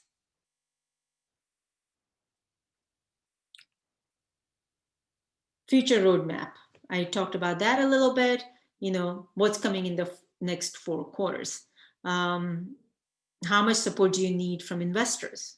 And what where will it get you? Where are you in the product development? The new money that you are attracting, how are you planning to use that? Is that for product development, or is that for growth, right? So if you're saying the next 4 quarters, we are gonna have product sale go X% every year, and you're bringing in the new money for product development. That makes me wonder that if you're bringing in the new money for product development, you obviously haven't developed that product. So are you already counting the revenue from the product that you want to develop using the new money into your forecast? So where are you with that? So just a lot of questions, around that. I think I'm going too fast. Does anybody have any questions? Okay. I have a quick question. Jag, you had mentioned about traction, and in an earlier slide, you had mentioned something about less is more mentality. So I guess there's an optimal point at which not raising more money costs something in terms of traction, right? Bootstrapping it too long. Right. So when you raise a lot of money early on, you're giving away your company very cheaply, in my opinion. So try to do more with less. And then the first seed investment you get most of the time is for product development. and until Series A. And Series A is to help you grow. Investment. Does that answer your question? Yes, it does. Thank you. Okay. Okay. Sorry. All right. We have couple of more slides, and then we have our speaker. So top lies told by entrepreneurs to investors. And you guys can read this on your own. I don't want to, read. Sorry, Jags, I was on mute. I wanted to get to you. You're only looking at 4 quarters into the future. And for some companies, as they're scaling globally, if it takes a couple of quarters to get their, implementations done, let's say a tech SaaS company with a platform, if they start going to new geographies, it could be an 8-quarter kind of view, as opposed to like they're in one geography and they're going to try and either do, the US or LAC, and then, the following year they're trying to do another geography to try and focus and kill it in one geography. What's your view on that, right? Yeah, it's a great question, Betty. So here what I'm trying to get at is assuming that they're not going into another geography, or assuming they're not launching a totally new product in their product roadmap.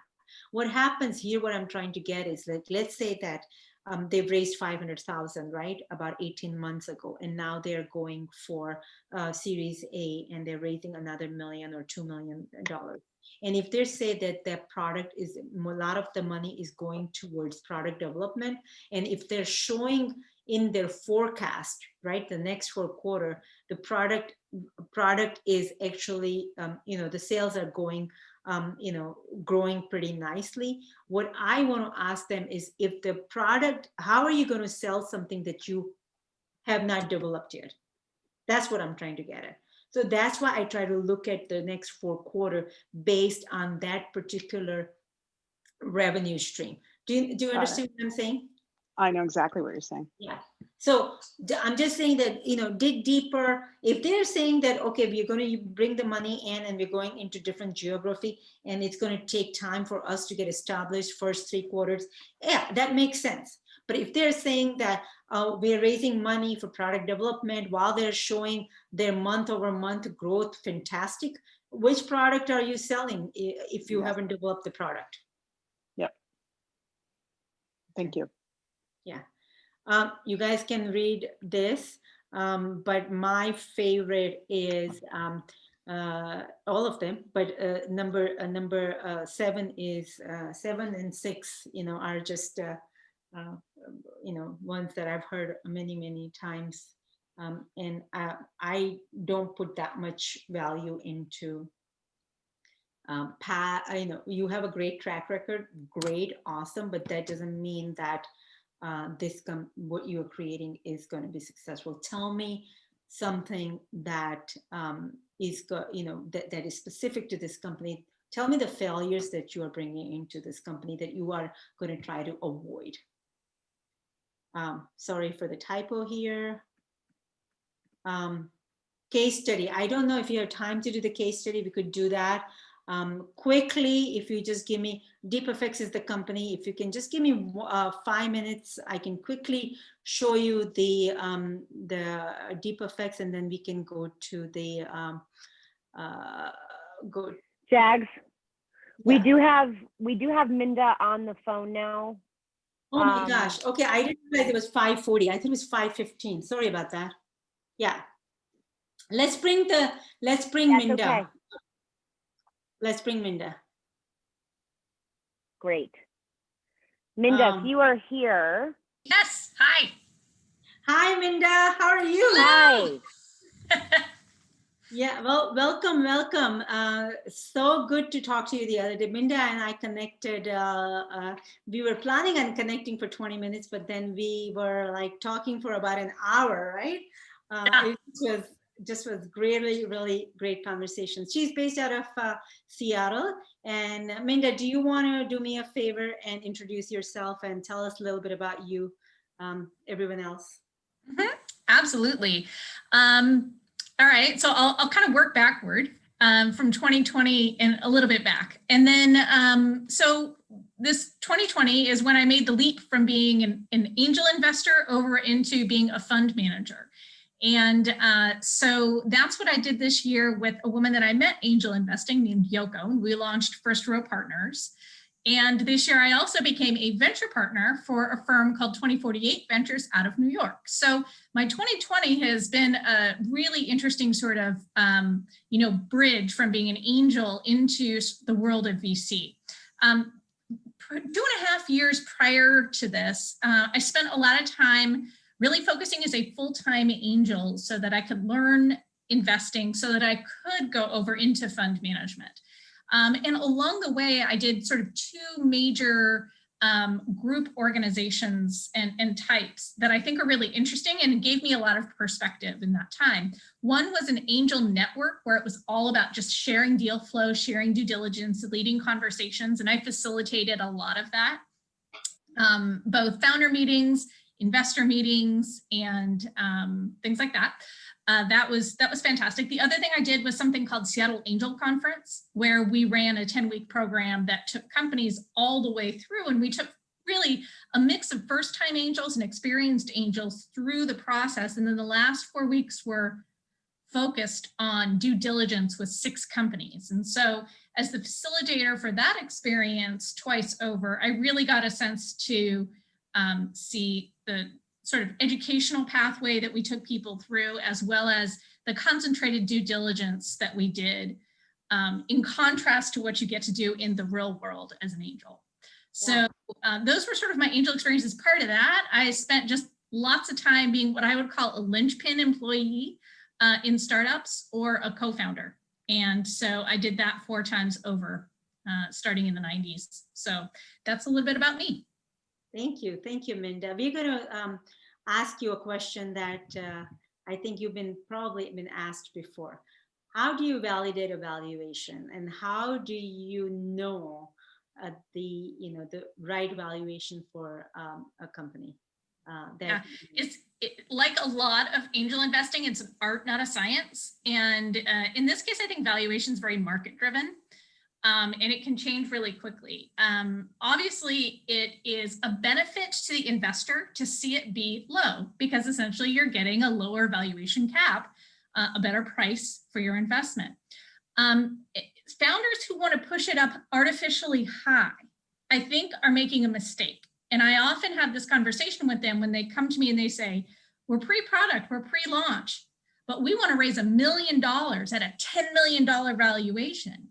And I explain to them that's actually not in their best interests. They're far better off taking a smaller amount of capital at a lower cap so that they can blow past that hurdle they set for themselves and be able to get to that next tranche of capital. So I think that there is and that's why I like pre-seed. It's being able to do, when you know the least as a founder, and even if you're a second-time founder, you just know the least about your opportunity. You have a smaller amount of capital and a smaller hurdle to jump over.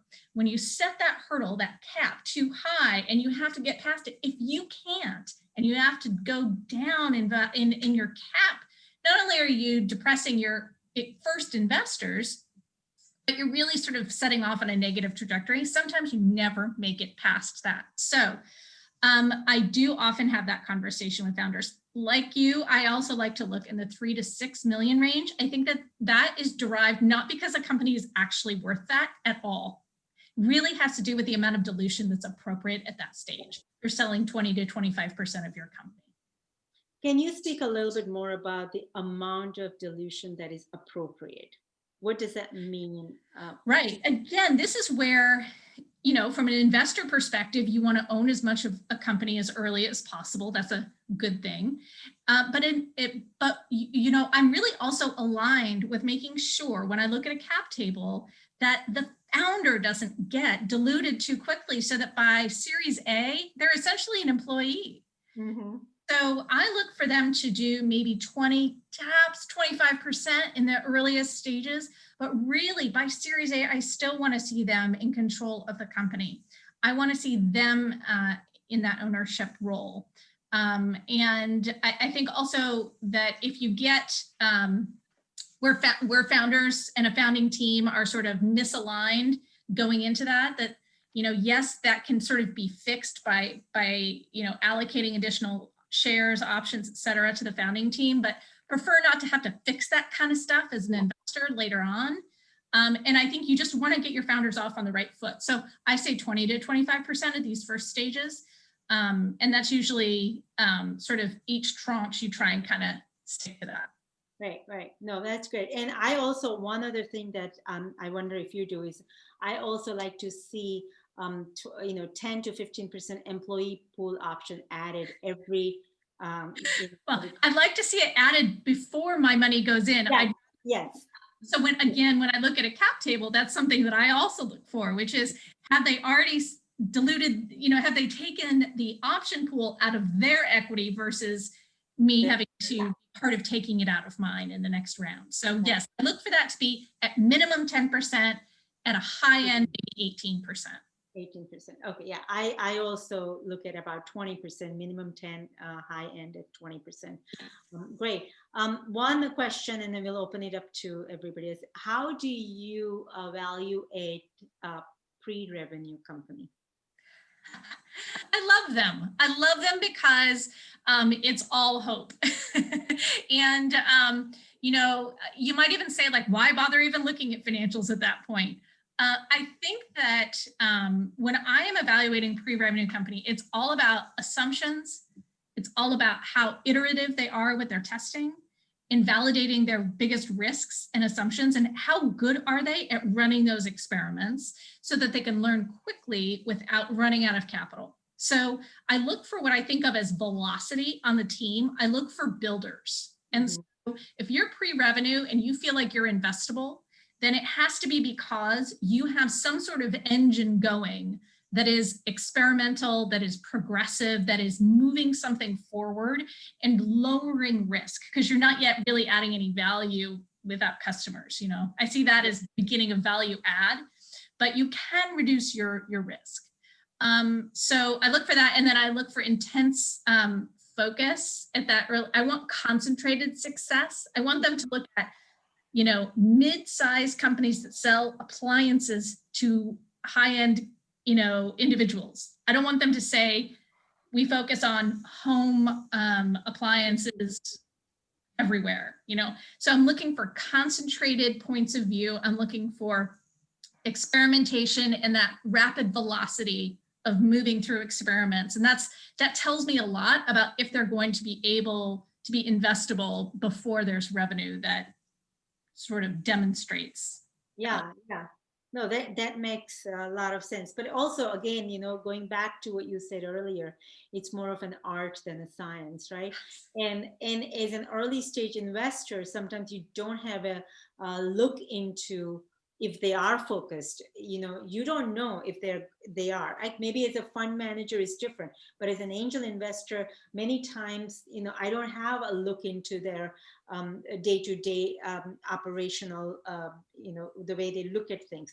So that's why I try to spend as much time as I can with the founder early on, because I know I'm not going to get any time from them after I write that check. And most of the things I'm going to find out that are ugly is after I write that check. Yes, absolutely. And you should totally be prepared for that too. That like, oh gosh, what have I gotten myself into? Yes. Absolutely. I do think that my favorite thing to do, when I was doing this as an angel, and I get to do it more as a fund manager because just the dynamic is different, is I like to get outside the pitch deck as quickly as possible and into a discussion. So I like to see the pitch deck as sort of linear information, but that's actually like only helpful to prepare me to ask questions. And I have developed I wouldn't call it a checklist because there is no checklist, but I would say a framework for areas of questions. So I look at, where do I see the biggest risks? I have open questions. Where am I being signaled to look somewhere? And I really prioritize what I'm going to ask. And so within a 20 or 30-minute conversation, I should know if I even want to take the next meeting. It should be really quick. And usually in the first 10 minutes, you kind of know.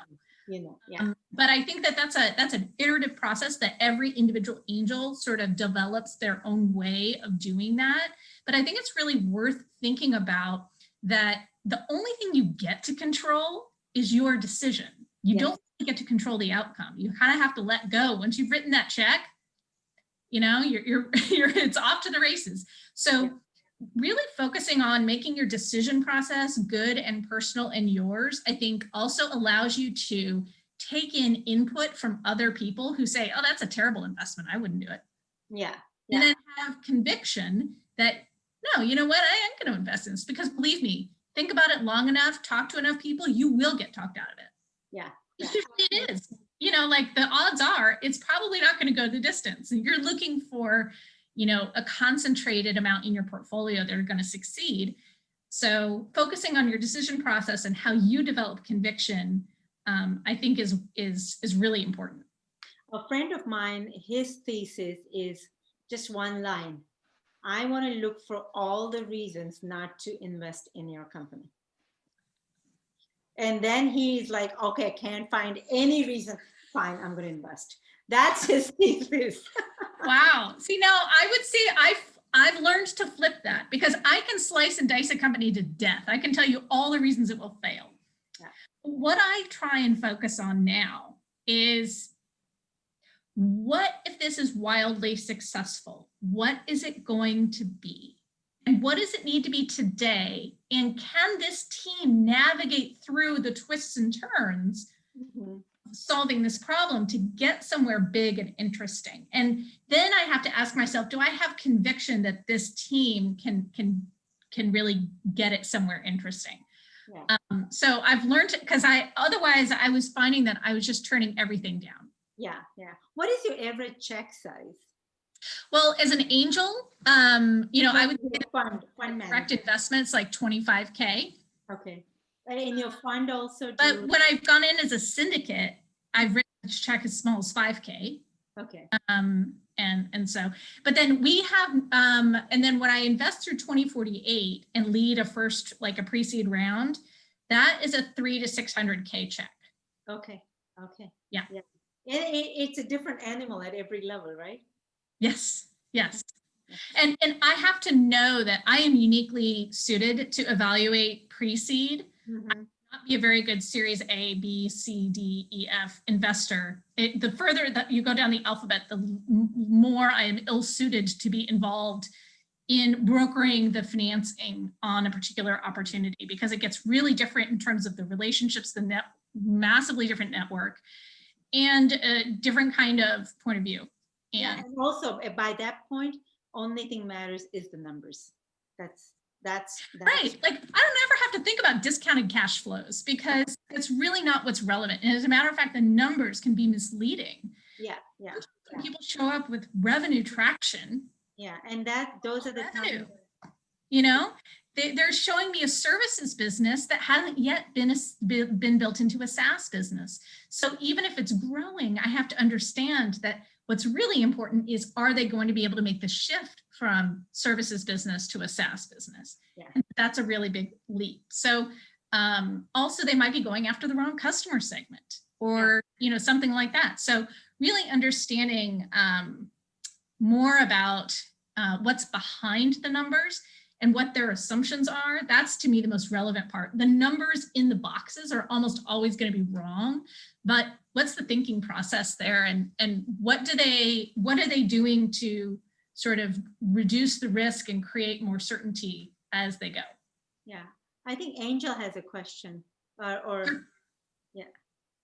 Yeah, just I would love to hear a little bit more, if you could elaborate on your transition or transformation from angel investor into fund manager. I did the VC Unlocked program with Stanford and 500 startups to toy with the idea of, being a fund manager. So yeah, I would love to hear how you were managing your portfolio and then kind of made that, that leap in. You mentioned a little bit about it, but I'd love to hear more. And it sounds like some other people want to hear more about that too. Sure, absolutely. Yeah. So like I said, I went into angel investing with a very specific purpose, which was to explore building a career as an investor. And so with that in mind, I took on those roles that I talked about to learn, did I like this? Am I good at it? Can I build a career on it? And those are sort of a sequence of questions. And so it was pretty easy to figure out that I loved it. And then it was also interesting to be part of a group where I was seeing a lot of deals and there was a lot of active discussion to see, did I bring a unique point of view? Could I develop conviction on something where I didn't have a deep background in it? Like, could I learn enough about drones and a company and a founder and a market to be able to make a good assessment? And so I used sort of those opportunities to develop that. I also, meeting Yoko was really fortuitous because she and I really connected on what we wanted to do next and what we saw in the ecosystem and how we wanted to work together and how our values aligned. So we spent probably 9 months going and talking to a series of different first-time fund managers about their experiences. And I would say the beginning part of each conversation, they tried to talk us out of doing it at all, raising a fund. And then once they realized that we were going to do it anyway, then they were like, let me help you. Let me help you understand what this is all about. Because it is extremely challenging to raise a first-time fund. So for example, we're leveraging our existing network to raise our first small fund rather than trying to recreate a whole new network of LPs that can write $1 million checks. We're looking at our immediate high net worth individual community to really get us off the ground. And then we'll have to make some important and big leaps and transitions there to grow our fund size out, beyond that sort of individual check writer group. Mm-hmm. So knowing that our immediate network is our first place to start, and then that I think that there is a huge challenge in getting from fund 1 to a successful fund 2 close, because at that point, you're just a small distance away from having raised money from high net worth individuals who may not be ready to re-up into another fund and write an even larger check. And you're maybe not quite ready for family, those family office relationships or funds of funds, and that may not have developed well enough yet. So you can kind of get in this little valley of, not being able to close fund 2. So, each sequence has its own challenge, is what I'm starting to learn as well. But I also had to look at what is, between Yoko and I, what's our minimum viable fund size in terms of, if we're looking to make a career out of this, does this need to support us to a certain degree in terms of income? Or can we balance that out in other ways and accept that a smaller fund size and smaller amounts of fees can suffice? So I think that was the other really important piece of advice we got, was looking at what our minimum fund size was. And then did we want to be in this for 10 years, right? A 10-year fund cycle, really understanding that, because when you're the fiduciary of someone else's money, it's really important that you are committed for the long haul, that this isn't, you have to know, is this an experiment or is this what you're going to be doing? How committed are you? What, really being able to answer those questions for your investors, because, you're really taking on a responsibility that, you have to be able to carry through on. So it was a lot of first-time fund manager interviews that sort of helped us. And we're also part of a peer learning group in the Northwest here of people who are exploring fund management. So people will come in, we'll occasionally have an LP come in and, talk, and, so just sort of learning from other people. And then as much as possible, we try and share what we've learned. As it turns out, not everybody likes to share. It was so shocking. Everyone shares their pitch decks as startups. You get to fund managers and you're like, oh, can you share your pitch deck? They're like, oh, no. And we were so stumped by that for the longest time. And now I get it. You kind of don't want to look foolish. Yeah. That's really what it comes down to. Because you're really putting yourself out there and saying, this is what I can do. I can build this castle of this fund, and here's my approach, and here's what I'm going to be able to do, and here's why you should come with me. And And it's so personal because it really is about you. Yeah. And you're really marketing yourself as an investor. And so to share that with someone else and share what you think the economics look like and all that, like there's this real fear of just, you know, feeling very private about that. So I do think that that is another interesting thing that I learned. We really had to poke at that. We were like, why are people so hesitant? Thank you, Minda. There's another question from Alice. Jags, just really quickly, I do want to let people know if anyone does need to, it's 9 o'clock or 6 o'clock on the hour right now. If anyone does have to leave, please feel free to sort of exit class too. But Minda, if you're willing to stay for a couple of extra minutes, I definitely have some more questions for you. Cool. But if someone does need to cut out, don't feel you've got to stick around. I just wanted to give you leeway to do so.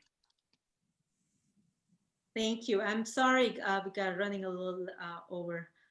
Thank you, Minda, for staying a little bit. Yeah, no problem. So Alice, do you want to ask the question or do you want me to read it out?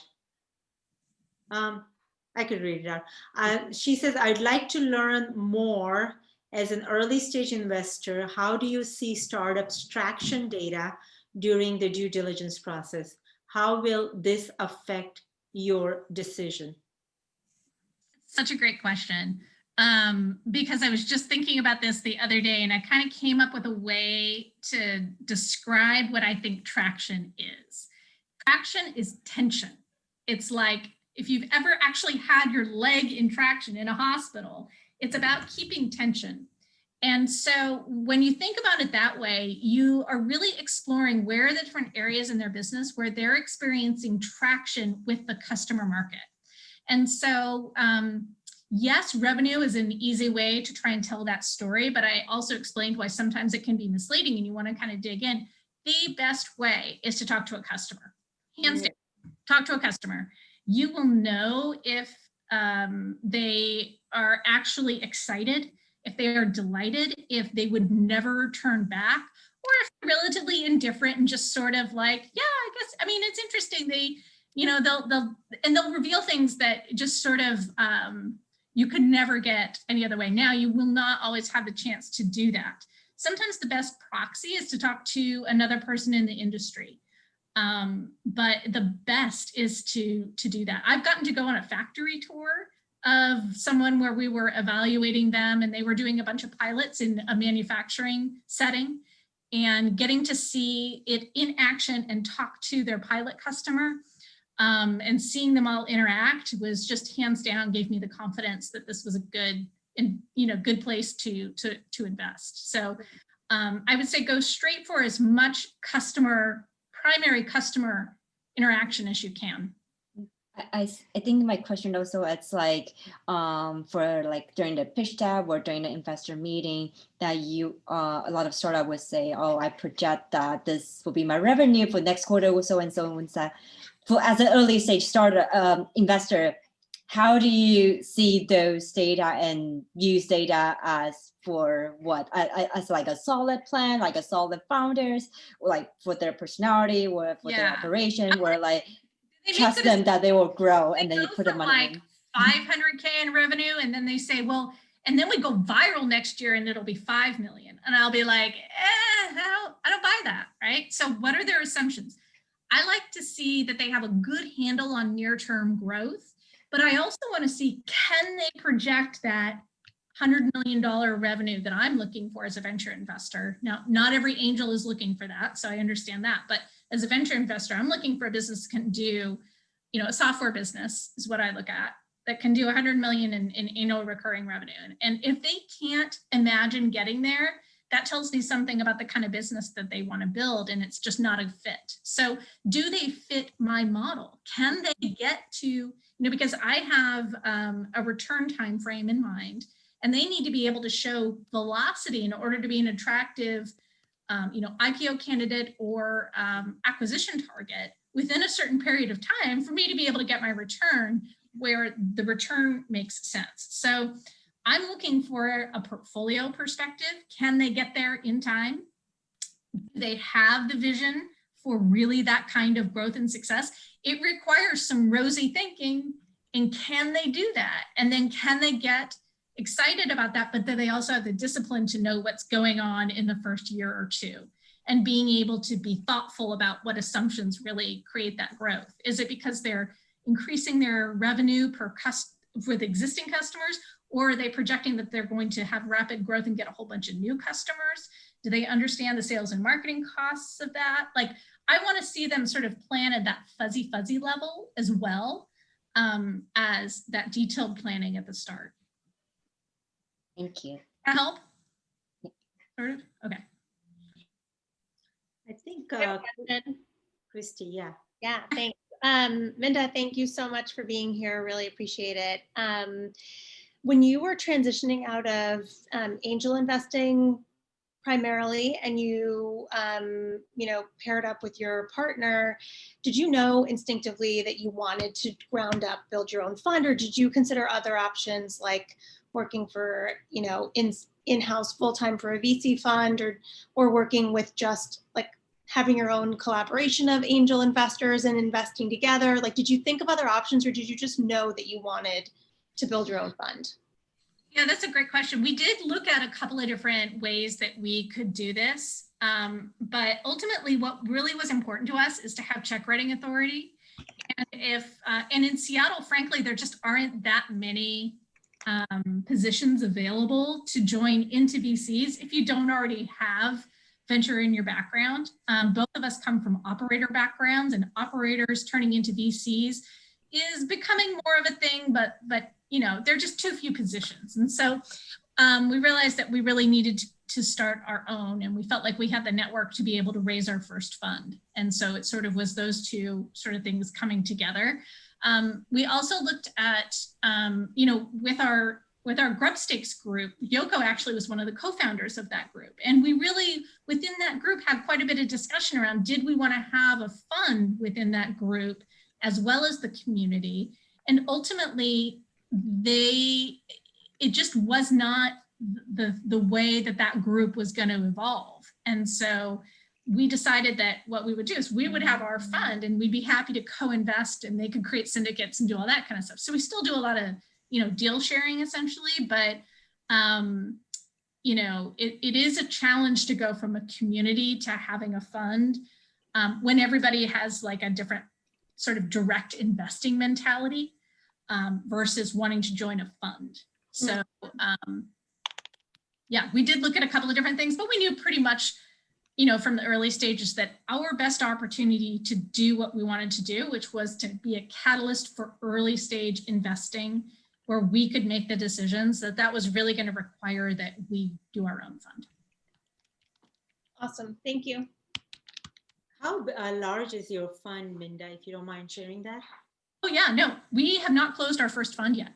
So what we did this year is we pooled our own capital, and we've made 4 investments. So those investments will roll into our first fund when we close, and our first close will be just over $1 million, and we'll probably raise a total of a $3 million fund. That's pretty nice for early stage founders. That comes in really. Yeah, and doing the investing and building a track record this year has been the right answer for us, rather than during 2020 trying to against the headwinds of economic uncertainty and try and raise funds. And so we're having a lot, of really good positive response right now from our network being interested in for 2021, being in a fund with us. And they really like what we're able to talk about, what we've done over the past year, building a track record, A, together, and B, with a thesis, and C, showing unique deal flow access, which are really sort of pivotal storytelling points that are hard to tell if you haven't done it yet. Mm-hmm. Awesome. I think Angel has one more question, and let's make this the last question. And we can obviously, send more questions to Minda or to the community after this. Angel, do you want to? Thanks. Yeah, I was just wondering about your opinions about scouts and how they help with deal flow.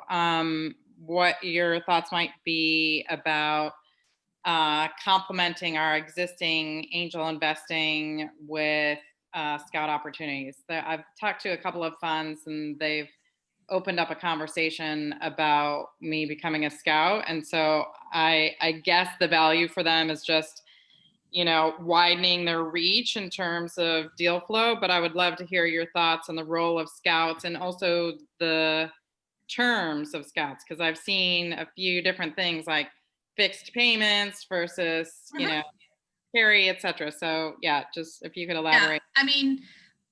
So, as a venture partner, I operate, there's a scout type relationship in that, except that I actually take and lead the deals when they go through.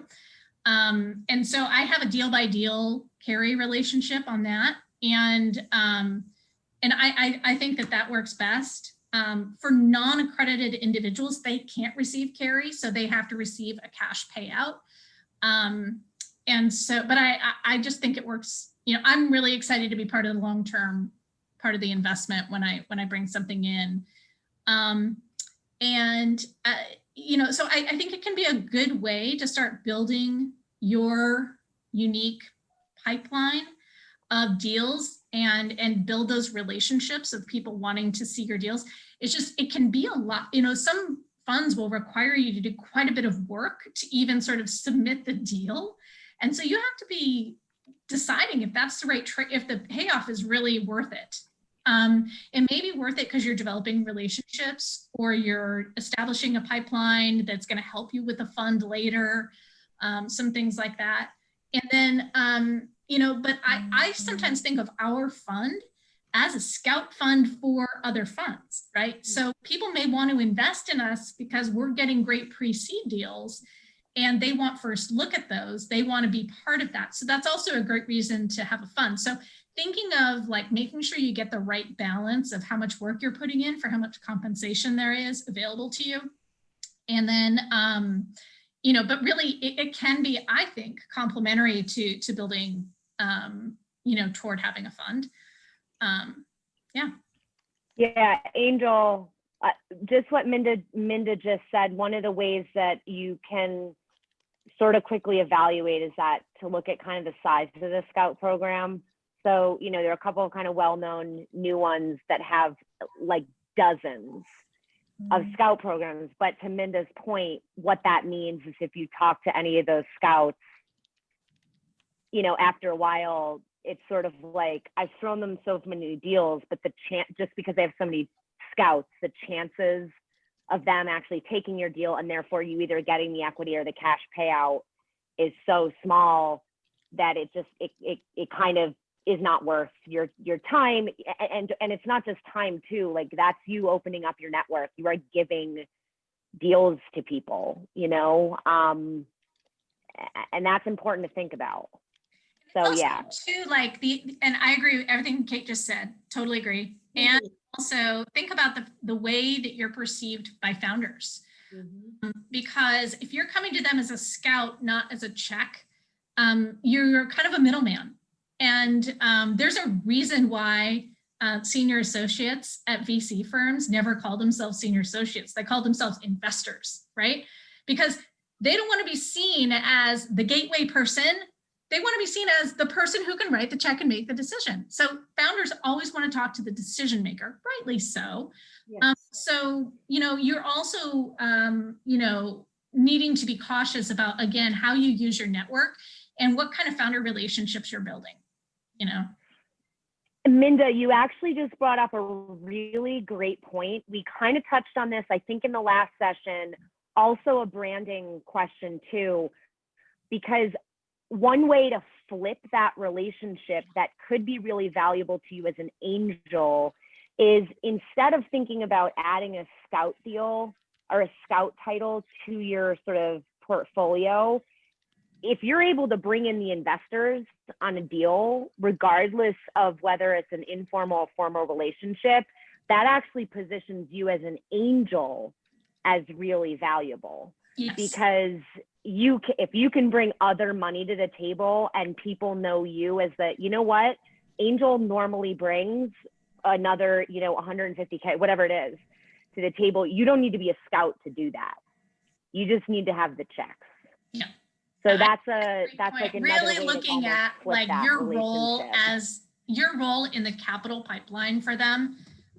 One of the best value, you know, when they talk about value add angels, are you operationally, do you bring capital? Are you helping with hiring? Like, where is your expertise? And if your expertise can be bringing additional capital, that's pretty powerful.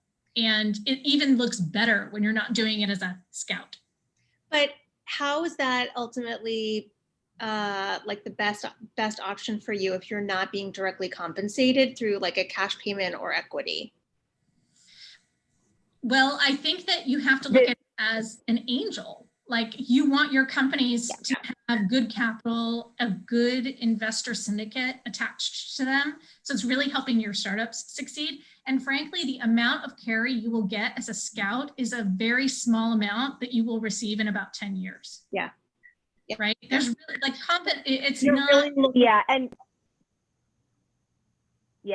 Kirsty, it's kind of the long-term play.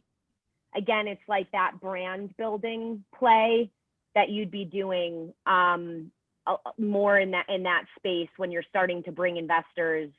But honestly, if you do it a couple times, you know, that's when you start getting the good founders are going to start knocking on your door. You're going to be able to pick a little bit more from a deal flow perspective, and you're creating really excellent co-investor relationships to potentially get in on their deals as well. A lot of positive karmas. Yeah, but if you're bringing, say you're able to do that a couple of times, like how is that going to affect my deal flow? How will other great founders know that I have the capacity? Founders talk to founders. Oh, founders. And here's the other thing that, and this is the part that I like, love the most about investing, which is you are going to do a bunch of non-linear activity. And those dots that you put out there will turn into lines that you never expect. Yep.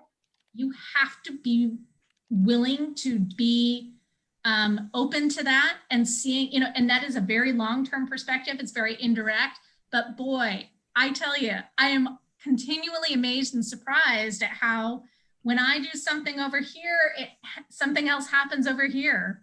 And the more you do it, you know, like he's saying, yes, word will get around, but also like just unexpected doors will pop open the more you do the right thing. And also one other thing that happens is that the investors you bring these deals to, if they think that you could benefit from somebody, you know, some other deal flow, they'll present it to you. So that's like a circular karma right there. And, you know, I told Minda when we spoke earlier, is that this is an exact opportunity for us to feel that, you know how many seeds are in an apple, but you don't know how many apples are in the seed. And we are planting seeds. And we don't know where that other apple is going to grow or how that door is going to open, just like what Minda said. It's really, and the more involved you get, more you will feel that the deals, you don't even have to be doing deal sourcing. Obviously, you should always be looking for deals, but the deals will come to you in the most non-linear fashion. Mm-hmm. With that, thank you, Minda. Oh, I'm so glad to see so many more women interested in angel investing in general. Delighted to be here. And if there are any other questions or if anyone wants to connect, feel free to reach out to me. I'm pretty easy to find because I have a somewhat unusual name.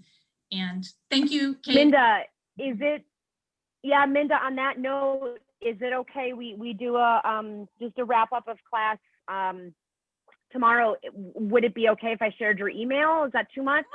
Yes, absolutely. Yeah. Okay. Absolutely. Great. Please do. We'll do that. Yes. Wonderful. Thank you for having me. Loved it. We have to talk again. Thank you for being here. For sure. Thank you. All right, ladies, have a great, wonderful evening. Talk soon. Thanks, everybody.